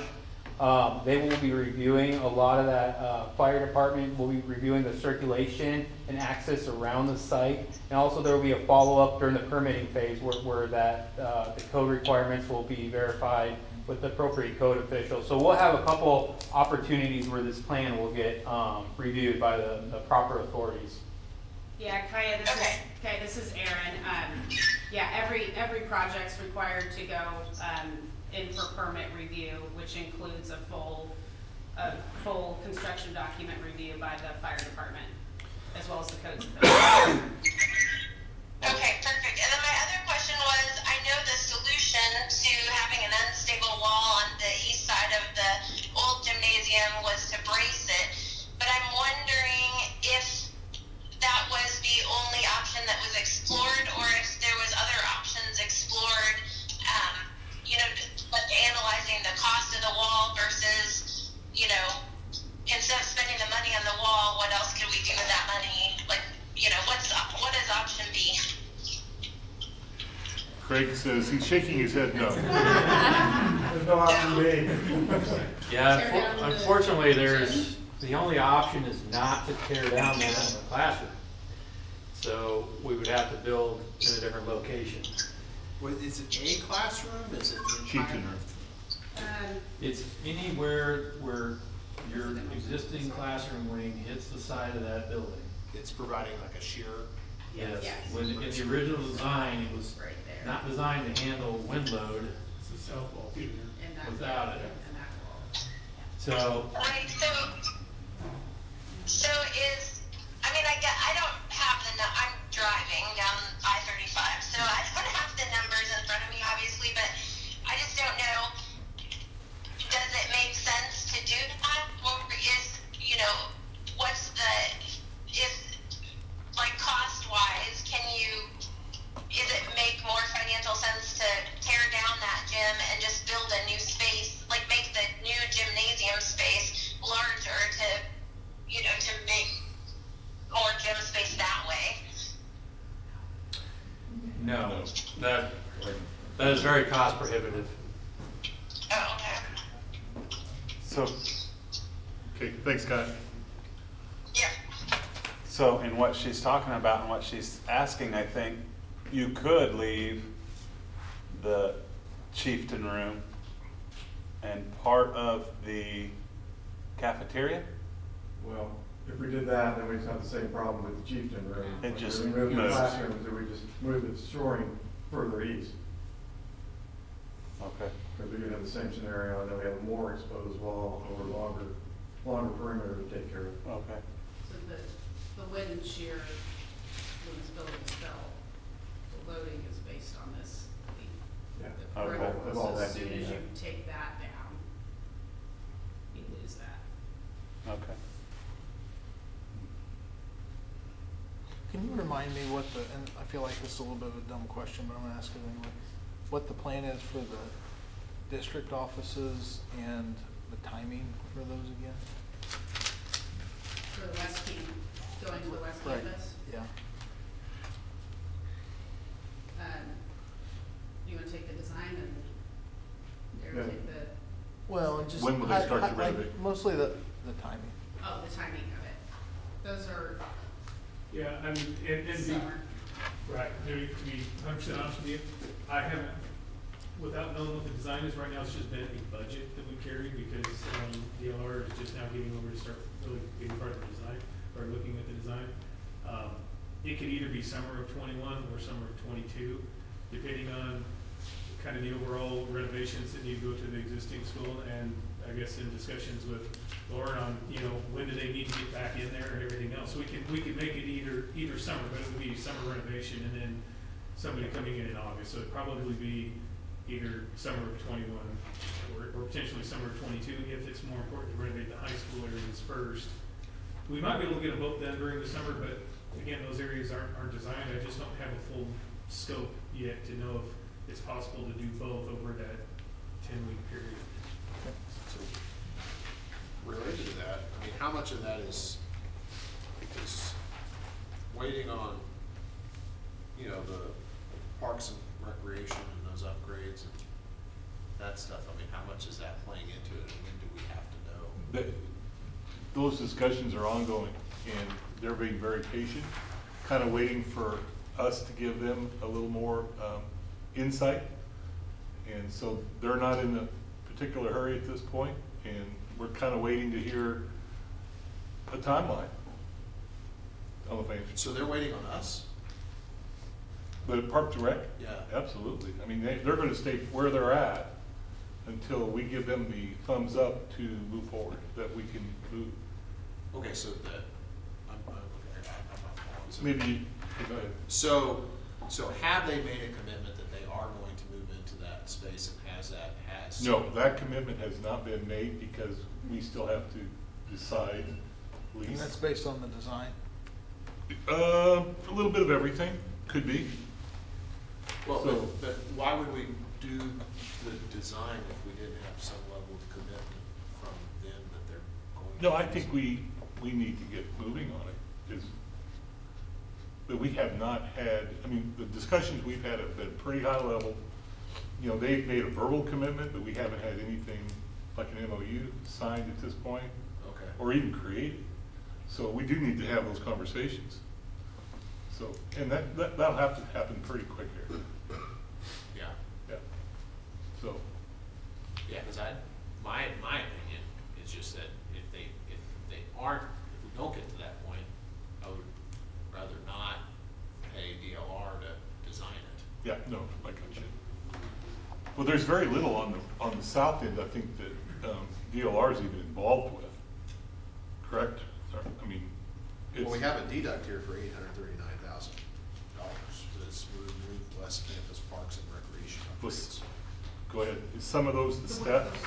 The way the pre-bond budget was set up was, a certain dollar per square foot allocated to those parks and rec spaces, a certain amount allocated to the rest of the building. So if you do nothing in those parks and rec spaces and you leave that exactly how it is today, that's the deduct. But there are some ADA required upgrades potentially. In office spaces. In Right. Restrooms. Yeah, Right, restrooms. right. Okay. Mhm. And I wanted to clarify something. So you talked about fire safety. We're talking about the west campus, right? Or you're talking about? No, when I was referencing the fire alarm upgrade, Right. it's at the existing high school, not the west campus. Okay, okay. So originally, we didn't think we were having to upgrade that. That just came up in a code review. Okay, The west campus does include, and it did include at pre-bond, upgrading the fire alarm system. okay. And there's some upgrades to the ADA that we gotta do in restrooms, a couple other things in the west campus that is regardless of Parks and Rec doing it. And that's carried in a separate budget outside of that $800,000 number. And honestly, the only reason that $800,000 deduct is on there was to spur a conversation about what's going on with Parks and Rec. And, do we need to be moving this forward or? It worked. It did. It did. But yeah, if it does fall through or that doesn't quite work out for that partnership, there's money there. And that's what we've got. Okay. Also, do we have a hard completion date? I know we got a lot of moving parts. Nobody's talked about it, but I gotta ask. Are we gonna establish one? When will we establish one? Yeah, we have. Is there such thing? There is. Okay. I mean, yeah, as far as,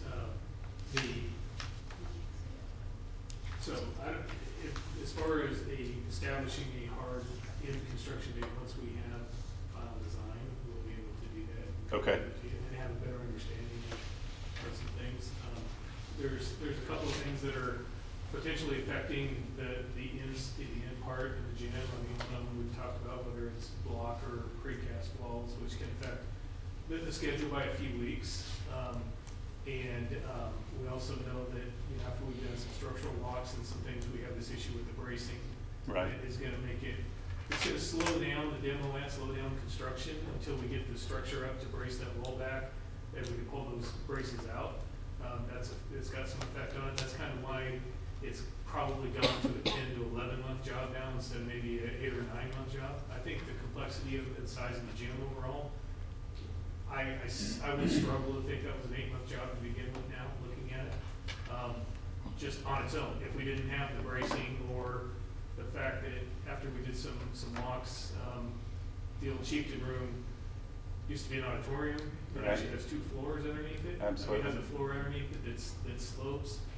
There's a basement space that we weren't aware of at first. All that is just gonna add time to not only demo, but then to get the holes filled back up, leveled off, to get the building pad ready to build on. Things like that we're working into the schedule. Okay. So, we're confident that by the end, you know, that we would be turning it over in late fall of 22, and by Christmas, we would be, closed out off the site, you wouldn't see some punched out. You know, that's kind of what we're looking at. But as far as the turnover goes, I'd love to commit to you and say, I don't know when basketball season starts, October or something like October 1st, that I can have it ready. That's what we're gonna shoot for. I can't say right now until we get some more details on it. So this schedule shows the end of December 22 as being late. Yeah. But that's final completion. Yeah. As we- Substantial completion, I think, yeah. end of October. Yeah, so, the one other thing, other than the things Darren mentioned that, could impact schedule that we won't know until for a few more weeks through the DD phase is abatement. If we have to go in there and do some abatement work, you can't have anybody else in those buildings, so it'll slow down the demo timeframe. I don't know that we need to spend a lot of time with everybody in the room, but when we think about the school year, the school calendar, when we, move kids, before Thanksgiving, Christmas, and from one building to after Thanksgiving, Christmas into another building, I presume there'd be a few days there that the kids wouldn't be in school. Maybe it's over Christmas break, maybe it's not, I don't know. But at what point do we overlay the academic calendar with the construction schedule and kind of guesstimate how that's all gonna fall? We haven't done that yet. My opinion, they work around us because we're in school and that's what we're here for. So, but we all. We need to work together. Yes, we will talk very closely, and I mean, I don't anticipate much upheaval. Right, and our dates are basically based on a school calendar. So you'll see finishing the classroom wing, targeting that Christmas break time. So the kids would come back and be in the new facility after right, and Christmas. then when the kids come back, they would start in the new facility. Now, being all new furniture and everything, the move is going to be personal things mainly. Shouldn't be a really hard move as far as that goes. There will be some, but when we get into the next section in January, we would expect that over Christmas they would have moved into the new classroom. So. And then we probably need to have some contingency if we're late. Do we still make the move in January? Do we? Let them finish out the school year. I don't know how that works. I think we're going to be moving. I wouldn't. hope you're right. I don't know. What I mean by that is, it might be a much harder move, but Well, I we think wouldn't that's wait. part of, my suggestion would be that's part of what we have SD for, is so that months ahead of that, we'll have a schedule and we'll be tracking it to see how we're trending for it. So that we can not have we're not done today. We'll be constantly monitoring the progress and schedule. These guys work in the education environment all the time, and we all know that in the educational world, finish dates are finish dates. So we will be constantly tracking, monitoring that. So for our next update, it sounds like we need to do a better job of communicating that schedule. Well, I think it's great. No, I think think David's done a great job tonight. But it is good and valid, because one thing I'm worried about is what Darren said of opening a basketball court in December. If we could get that done sooner, we want to know and can overlay what your basketball schedule is, some of the other critical days. Because part of what we do also is coordinating events. So if you have something going on at the football field, we need to vacate some of our temporary construction lots for student and academic parking while events are going on. So we aren't quite to that point yet, but that is something we normally do. So we can take a schedule and overlay some of those critical dates beyond just when your summer or look at some of your other events. So if we can table that to next time, we will address that. Can't you build some dates into the academic calendar though? Like if it takes 3 additional days after Christmas to move in, can't you add that to your calendar knowing, or you can take it away at the end? Not without Well, you're still a having negotiated agreement being altered. I mean, you have a little bit of leeway, but. There could be some flexibility with work with both sides. Joe, I don't have the contract with me, but at the DD presentation, I believe you're going to ask the board for formal approval. And I also believe the contract requires that you present a schedule at the same time. I don't have it with me, but in answer to their question, in just a few months here, we're going to have the schedule tied down a lot closer. And that should be a formal part of the DD approval. Sorry, out of the contract. That's my recollection. I don't have it from. Yeah. So, What else? Yeah, so can we go back to the program summary? I'm just gonna run through them in order. Program summary administration, that slide, one of the first slides.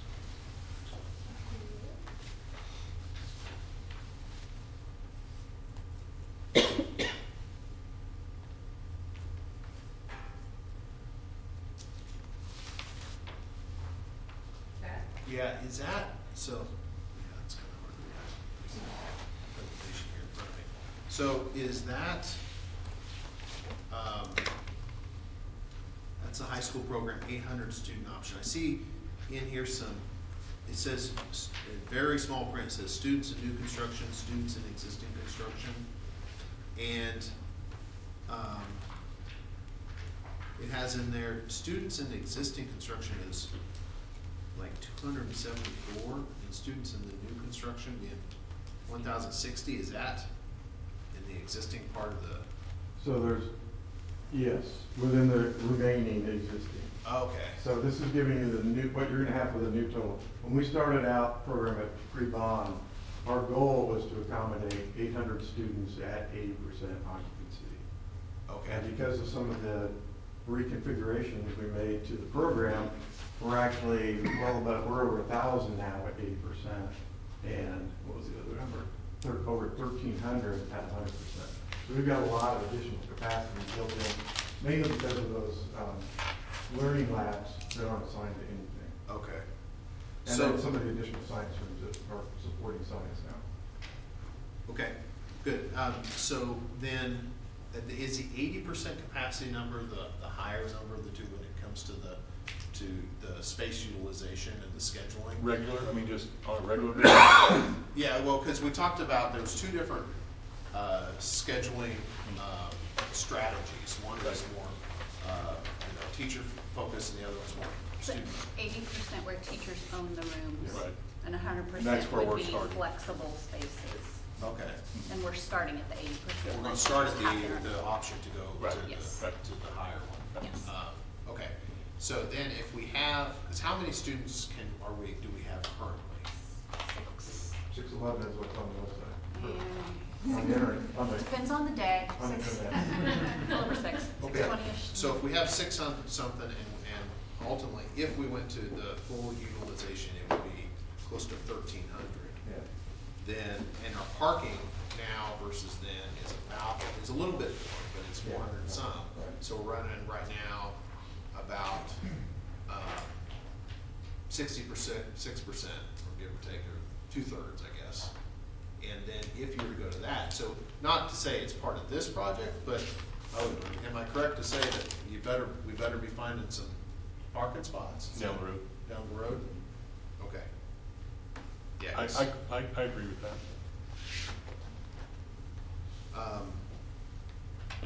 to me, and we probably ought to look at, because if we're saying about the same right now, depending upon how utilized the parking is, we probably ought to be putting that onto a plan to figure out when we might need to have that based upon our current growth rate. All right, so that's projected.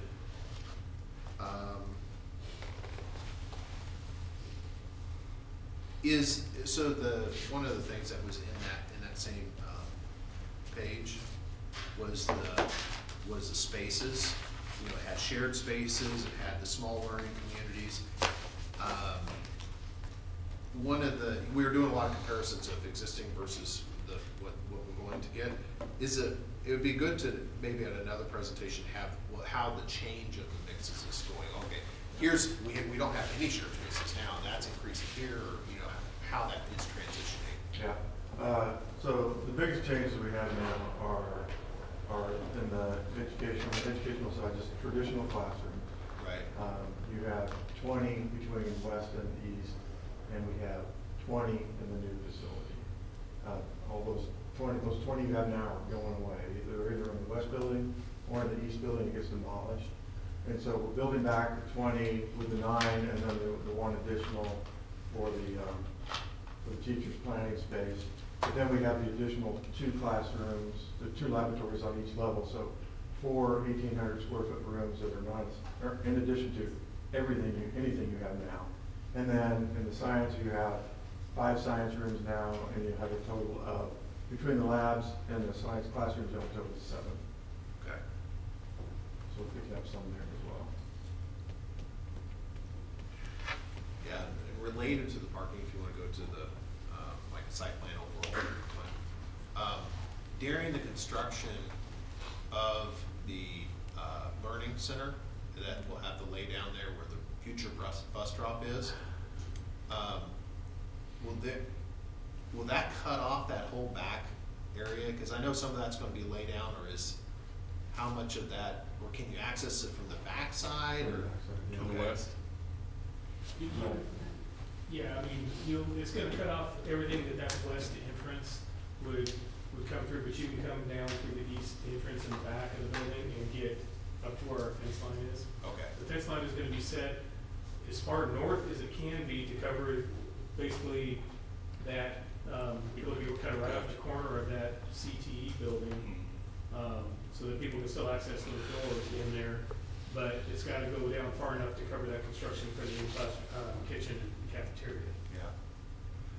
Then with the way it's in, we have some security gates there, so basically that back side is going to be blocked off. So once the whole project's done, the only way to get a vehicle, assuming you don't have a card key to use the gates, is to go out onto 2440 and just cut across from one side to the other. Is that correct? That's correct, and the idea, as mentioned previously, is that staff will be on the west side with bus, and students are on the east side.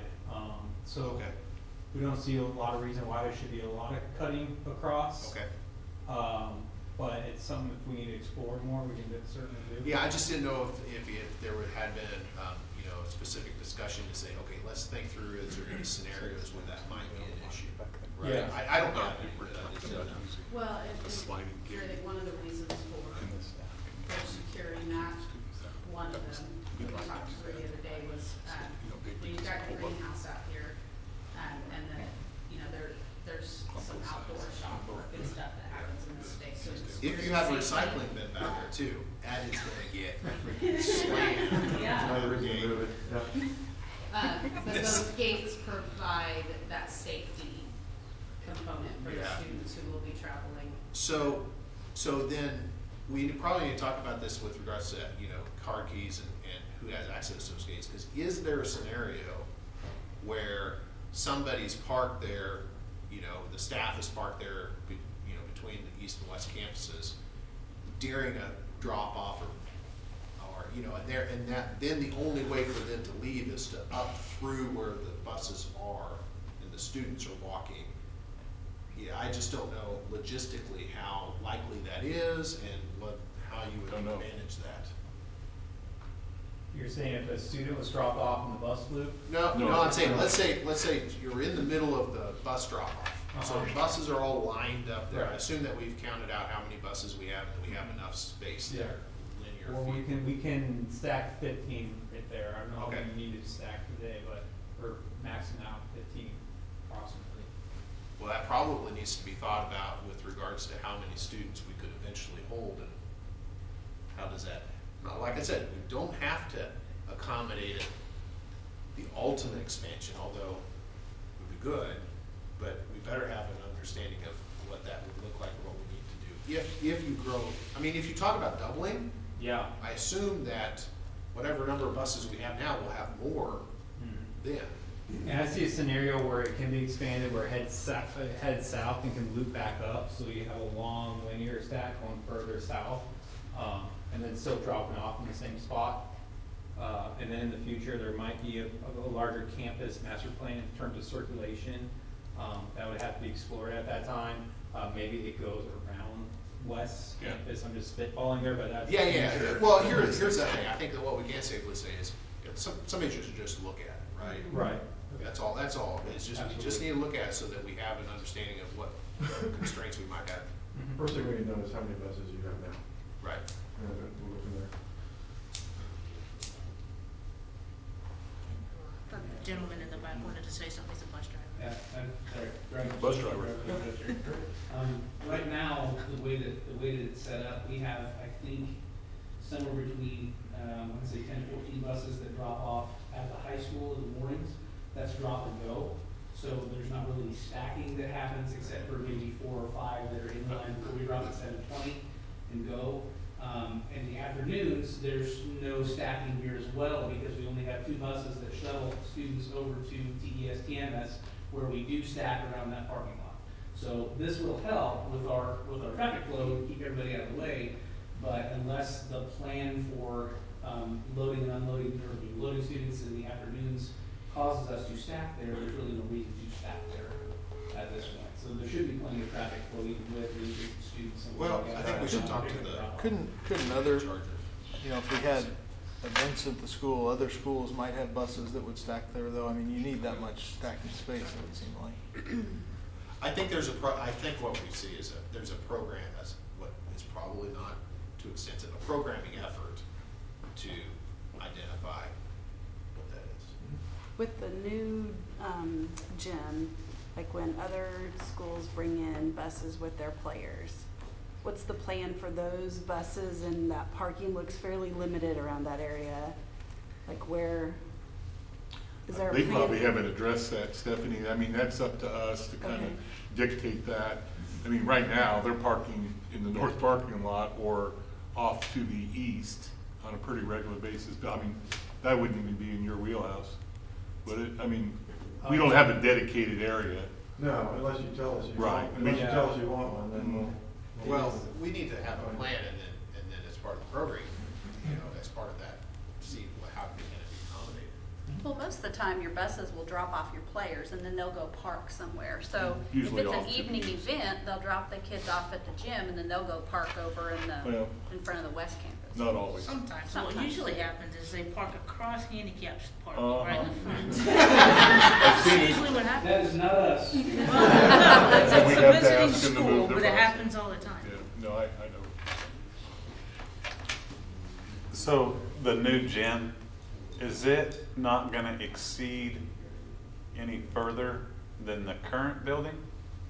Or will it, I think it does by, I'm guessing 40, 50 feet. So a little bit further than the existing building, but. Further east.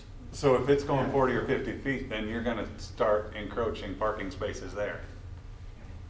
The ones that curve around. Whole side. That's the existing drive there that we're showing. So you can see how we're coming within 25, 30 feet of that, so. I can't be. Well, right now, it it curves. curves back. The It current curves. building goes about the same floor you set up on the northern part, and it juts out big. It jumps back quite a ways. Oh, yeah. See, yeah. In Joel's package, it's got, oh no, that's just a comparison.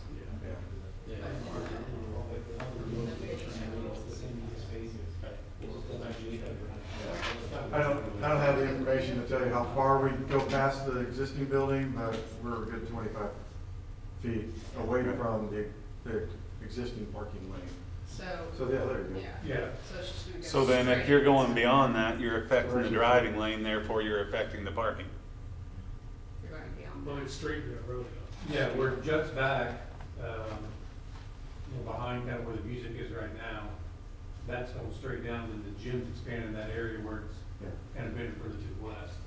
Right. So we're Yeah, generally matching that. That with map shows kind of it the like existing there's spot right there. tons of space. Right. If you go to The video shows it pretty good about the last 10 seconds. The I don't want the to over. Right.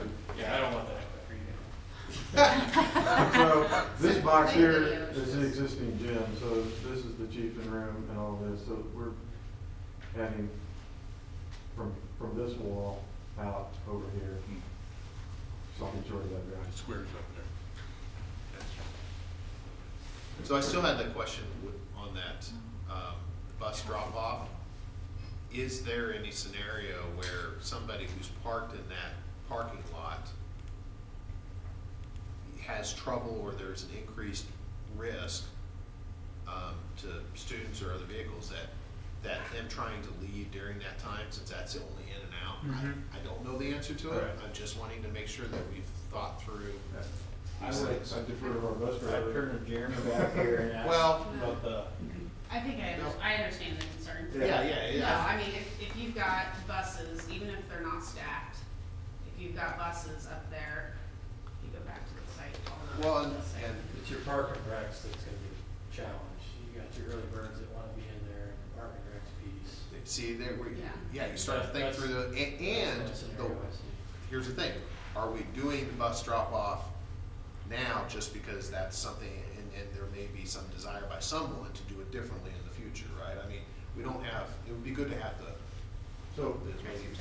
transportation director In the talk morning, about that. we heard this is drop and go, so in the morning, I don't see there being any issue. Well- Right, and then if we're stacking here, we might have to address some way to allow a lane to come out. Yeah. There may need to be It may not be an issue, all I'm asking is like, I think just Look at it, yeah. We already have a lot of traffic flow problems with the schools anyway, and so I'd like to eliminate or at least try to reduce that as much as possible with this. And when I look at, you were saying coming off of Main Street as a primary entrance for the students, it doesn't seem like a lot of space for cars to be pulling in and out of spaces as well as traffic flowing through. If you're coming up from Main Street as you're trying to go into that front parking lot or try to access that side one by the new building. So we're matching the existing width of that campus drive that connects to Main Street. Well, so- you've also, and what I'm thinking is you've got now more cars on that end of the building. You've lost them on the other end of the building. So now there's more cars flowing through that area than there ever has been before. But you're telling me you have the same amount of space.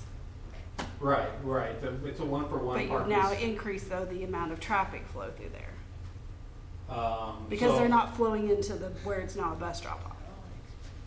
Okay, so you're saying we reduce it from 3 road cuts down to 2 road cuts for the students, and that's gonna be the issue But it's we'd like to it's go a back main to the- thoroughway though now for traffic to flow through for students. going from, From Main Street up to that area by the new building in between that parking lot. right, and it goes back to your previous comment where we have stacking issues on Highway 40 right now.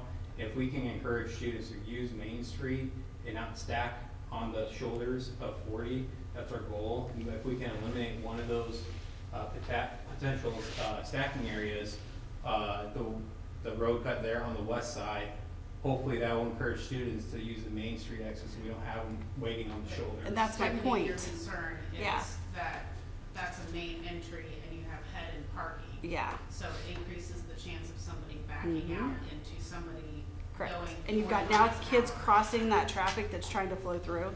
So it's a traffic area, but you've got kids parking and then they're going across the traffic to get over into the building. Because they've parked on the far east side. So now they've got to cross across the drive to get over into the building. And so I don't know how that can be changed, but it's now, I mean, if you're encouraging students to do that, now you've increased the traffic flow through there, you haven't increased the amount of space. Well, I don't know if are we encouraging or are we just hoping that they'll just do But it? that's gonna have to anyway, no matter Yeah. what. I mean, you're gonna have to, those 2 entrances are now gonna have more traffic because we've eliminated one entrance. Right. So just by the fact that we've lost one, you're gonna have more. Well, and It'd be a lot more. and the whole intention is to put more students in here. Yeah, but you're gonna end up stacking at the intersection that comes into town past Todd's Tires too. That's already really tough to turn left out when you're coming into town, going to elementary and middle school. So you're gonna back up traffic that way, and then the light on that corner is really not that far either. So I think we're gonna have a lot of stacking issues for just cars. The traffic study, Don't have traffic study. that'd be the next step. Yeah, and I mean, I think, yes, these are all great conversations, but I think the bottom line is, where do you put more parking and more circulation? Because this layout is kind of maxed out the space that I think the team has been told is available. Can't go south because you get into a grade issue. You have the parking or the practice field on the east, and I guess you could go west, but what does that do to how, you use some of those areas and all that. So I think that's. There seems like, I'm sure just because of the picture, like a lot of green space in front of the new building. And I'm sure there probably is, and it just appears that way. I don't know if there's a way to, it doesn't reduce the amount of traffic coming through, but I don't know if there's a way to add parking in that area, but. Yeah. Where's that set? The green, right there, like the green space in front of the new building. The other thing we're trying to do from a budget standpoint The is new building, overlay the gym. existing parking, so we're trying to take advantage of that. My preference would be identify the space, because if we, let's say we had the money in the budget and we could double the parking. Now you're gonna have twice as much parking in 10 years when we actually need it, it's all wore out. I'd rather have a plan to say, okay, here's the parking now, and then the plan is to add this parking later as we grow, so that then people are parking on new parking lots.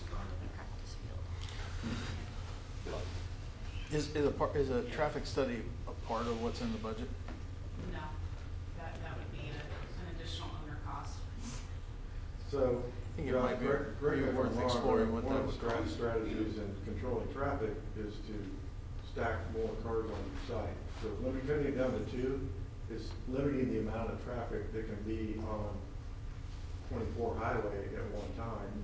You're releasing them at a slower rate than you are now. So, and if they're stacking back, then you're slowing down speeds on the site. So that would be part of the traffic study if we do that. But if you cut down the amount of exits, then they have fewer places to leave from. They can't get out on the streets all at the same time. They have to go through 2 instead of 3. I think it'd be worth at least understanding what a traffic study costs. I mean, this facility is a disaster in the morning, and I think it would be worth understanding that. Look.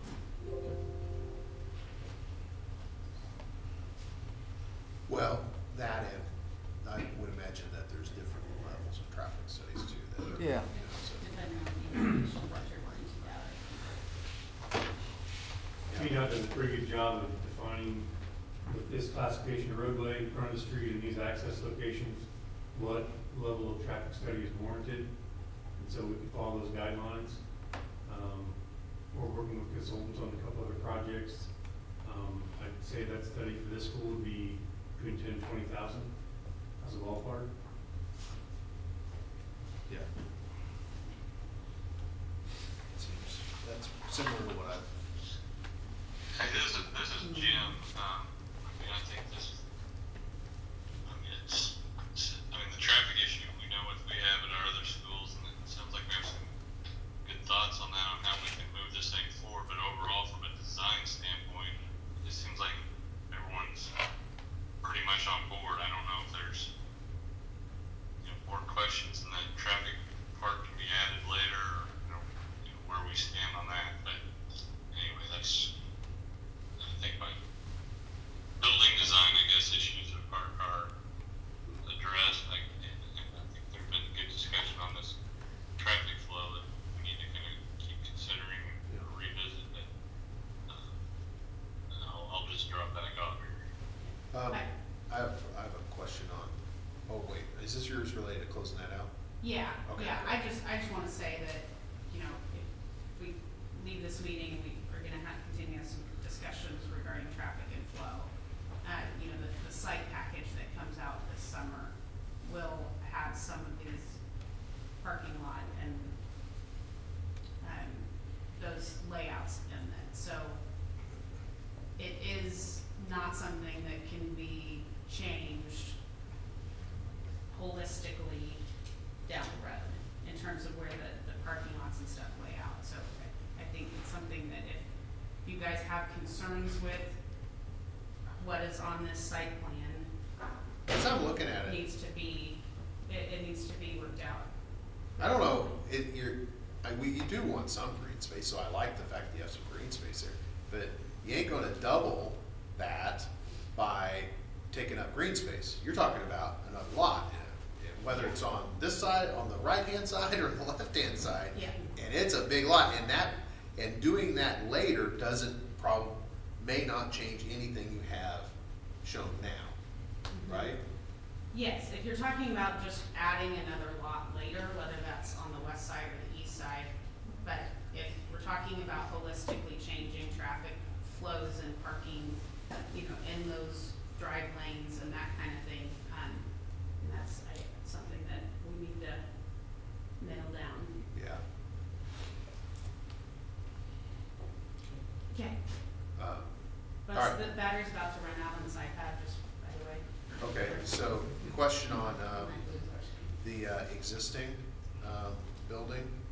Is there any space in that existing building that isn't moved over into the new learning center? I'm just wondering, is there any scenario where somebody doesn't have a home for a little while, where they all get moved over? Do we lose anything? Or in the screen print shop, is that going away, or I think that's the only space that. In the West Campus? Yeah. Well, we could share that. I know the rec commission would like to use part of that, and then we want to use part of it for. Well, I was talking about the demo part, that demo space. Yeah. That's all accommodated. Okay, so it's all accommodated. Okay, good. So one of the things that has been brought up with this building is, there being two-story, moving stuff along the floors, and you get some noise and shaking and stuff like that. It's all built to code, but it didn't have any of that, any accommodations or design features to limit noise transmission between the upper and lower floors. And that's with, kindergartners and first graders. You put high schoolers in a two-story building. And we talked about this earlier on in the process. Is there any features or anything like that's being accommodated to avoid replicating what we're seeing here? Well, I think, I haven't looked in the classroom, we'll have carpet in all the classrooms, except for the science rooms. We'll have polished concrete, plans have polished concrete down the corridors, so that traffic should be limited to the passing periods. So beyond that, it would come to the ceilings, and any acoustical treatment would put, between the structure and the ceiling. Right, so then my follow-up would then be what's assumed right now in the estimate, right? What level of treatment or.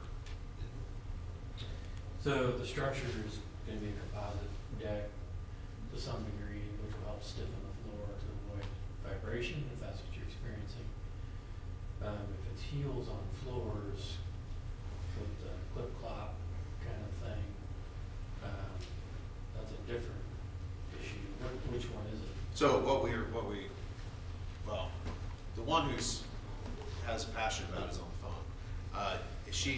You get where you pull a desk across the floor and there's a project, like you're on the second floor, and they pull a desk or they move the chairs around, and the projector is on the floor below, is attached to the ceiling, and then it's vibrating, and then it's loud and it's noisy, and I'm just thinking about if you have a 250-pound linebacker, it's going to be that much worse versus a first grader.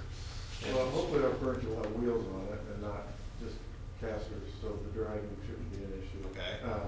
And then the other thing that we can do wall throw projectors, so short throw projectors that are mounted to the wall and not to the structure.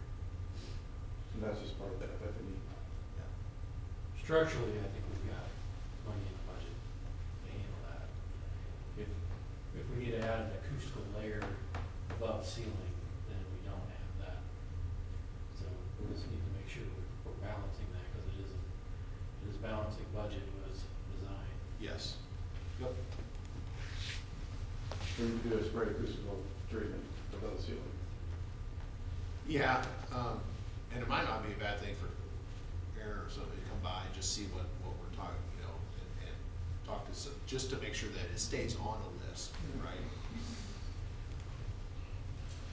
think if I could hear, or somebody from the accounts team or dealers who could hear what exactly it is. Because when I hear you talk about it, I have a lot of questions about what the source Right. of Come that during the issue school is. day. Is it a structural issue? Is it an acoustic issue? Is it yeah, there could be a million things that, and so Yeah, it's I mean- kind of like from a design and construction standpoint, you know, yeah, you could go throw a bunch of acoustical foam on the ceiling, but that may not be the source of the issue. Right. Yeah. I know you had this issue, we talked about this before we even started the design, so. Yeah. Our numbers do include some money to handle that. We just need to get to the solution. Okay.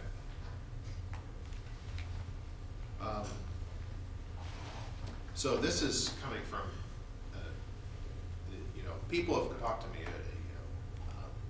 and I think in general public, it's just, sometimes people aren't understanding that there's you know, you're basically building two projects back to back, right? So the schedule's really long. It wouldn't, but coming from, you know, to have somebody say, hey, you know, why is this project so long? Say, hey, we could accelerate it. However, the cost was this, and so then it turned out that that's why we chose this schedule. So that would be helpful if we say, hey, you know, this is a really long, drawn-out project for all of these reasons. If you were to want it to accelerate it, you could get this much back, but it would cost this much, and so that we could say, hey, we made that decision, and it was worth it to us to not have done 3 to 6 months earlier. Wasn't that the Take a lot of portable classrooms. Yeah. Yeah. So That's your answer. if you remember, I addressed everybody in here, maybe it wasn't at a board meeting, but we did a study on swing space. Yeah. Doing mobile trailers. That has an educational experience drawback as well, but mobile trailers for this duration are about $1 million. So originally we were thinking if we built both additions at the same time, that means those students in the east wing would be displaced. So we had to put them somewhere. So we did a cost study, it was $1 million, and at that time, during the pre-bond, we talked about, is there swing space available in the elementary school or elsewhere in the district? And at that time, the answer was yes, we had that, let's save $1 million. So that wasn't in that pre-bond planning. Right. Now, because we have to phase it, because that swing space is not available, and we are building back to back, it did add 6 months to our schedule. And that is in the number now, it had a cost added to it. So the only way, there's two options. One is to go back to finding swing space in some fashion, which sounds like it's not an option. The second is to accelerate the schedule, to your point. And I wasn't thinking that we were going down that path, so I didn't. Well, I don't think we won't either, but it will be a premium to accelerate it. And what you're really talking about, we still won't be able to start the east addition until the west addition's done, because we need those core classrooms open so we can demo that or build it. So all you're gonna accelerate is the gym. So I think you're only gonna pick up 1 to 2 months, and you're gonna pay a premium for it, just to open the gym a little bit sooner. Yeah. So is there something specifically that, I mean, it sounds like this is coming, a concern that people outside of this room have asked. Yeah, it's just the general public, and just because it's like who aren't familiar with it, but are concerned about it, interested in the project, I mean, would like to have it done.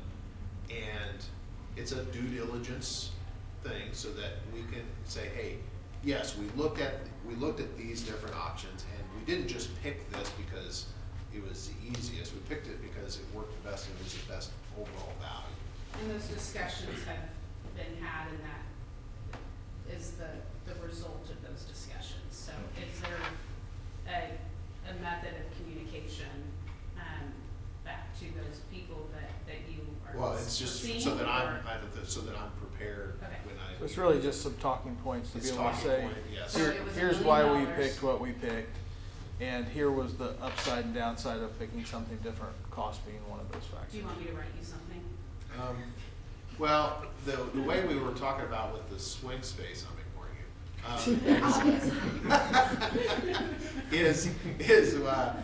You know, with regards to that utility relocation, I remember there was some discussion about that and what so I didn't understand the context of accelerating or on the schedule side of things, but that makes sense. So that's about $1 million, and then if you were to accelerate, the only thing you really could accelerate, you say, is the gym, and that would be a couple months at a premium. Yeah, because it's all Which dependent. wouldn't even really get you to the fall semester. Back to a question that was asked earlier about kind of turnover, and are we addressing that with overlaying with the school calendar? We could accelerate the classroom move also, but now we're talking about a move probably in October or something like that. Is that something that's even feasible? With Right. And again, those would be the questions that'll have to be asked is, do you want to move mid-semester? I don't see it happening by August, and only basically having, 10 months or less to build that two-story structure. And then what do you have to take out of the project to accommodate the increase, the acceleration? There was, I think Joel alluded to. Well, yeah, this, exactly, the dollars. Right. The dollars would have to come from somewhere, being taken out of the project. There was also an educational experience part of the evaluation of if you displace those students. You spend $1 million and it's just not as There are no quality classrooms. as it's not. Yeah. Okay.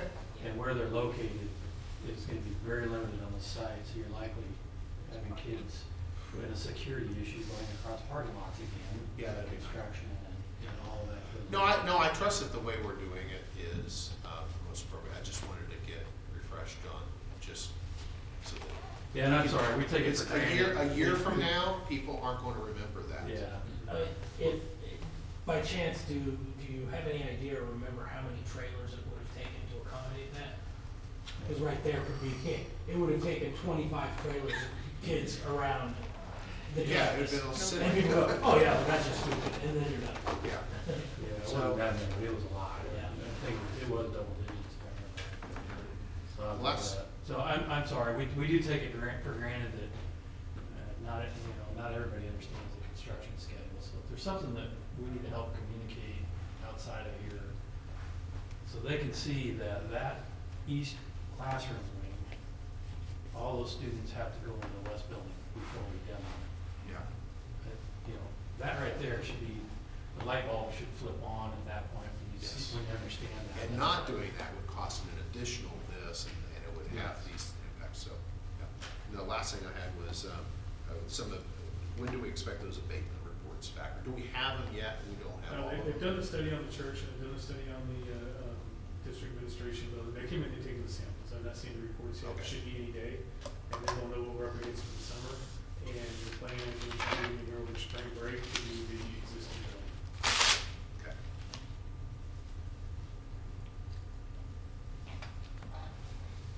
I have one last question. Okay.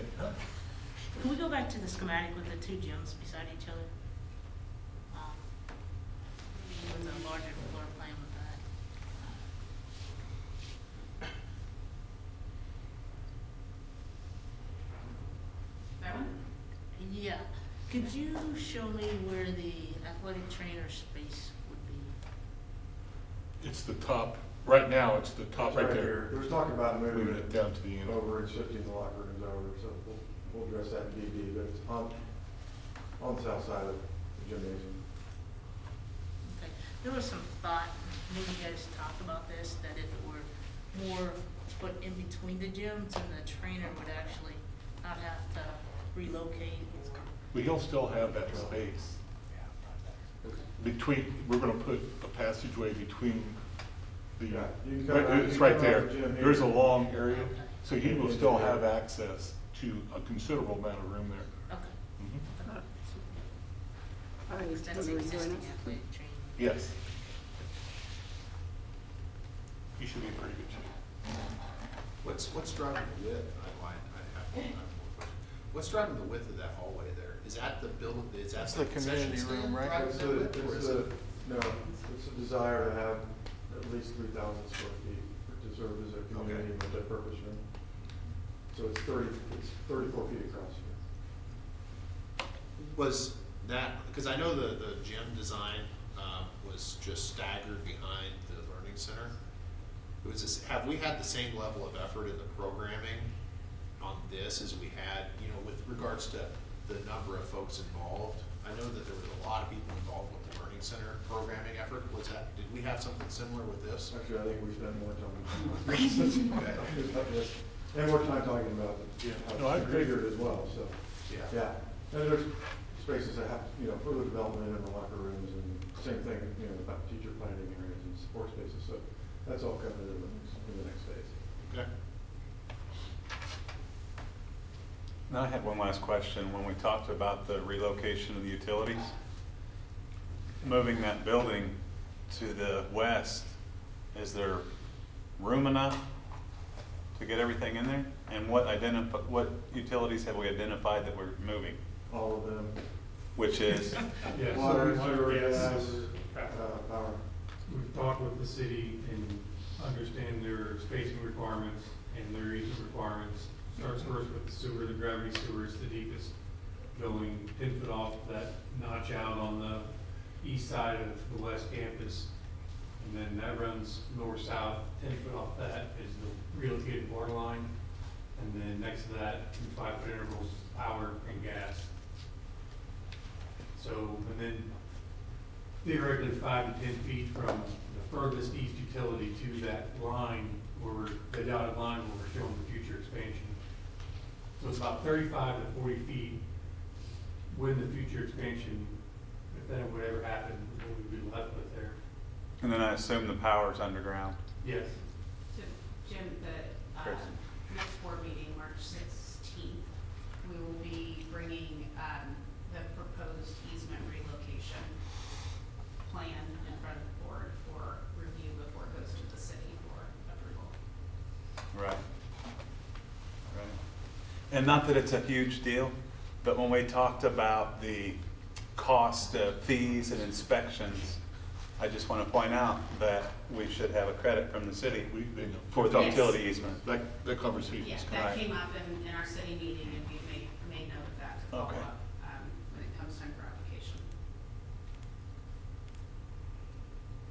Any other questions? I called you Jim. That's You all got right. the gavel. It's pretty It's like upset. a knee-jerk. Well, Jim isn't even his real name. It usually says it. That's just the title of the. Well, I think from our perspective, we really appreciate all the work and effort you guys have put into this.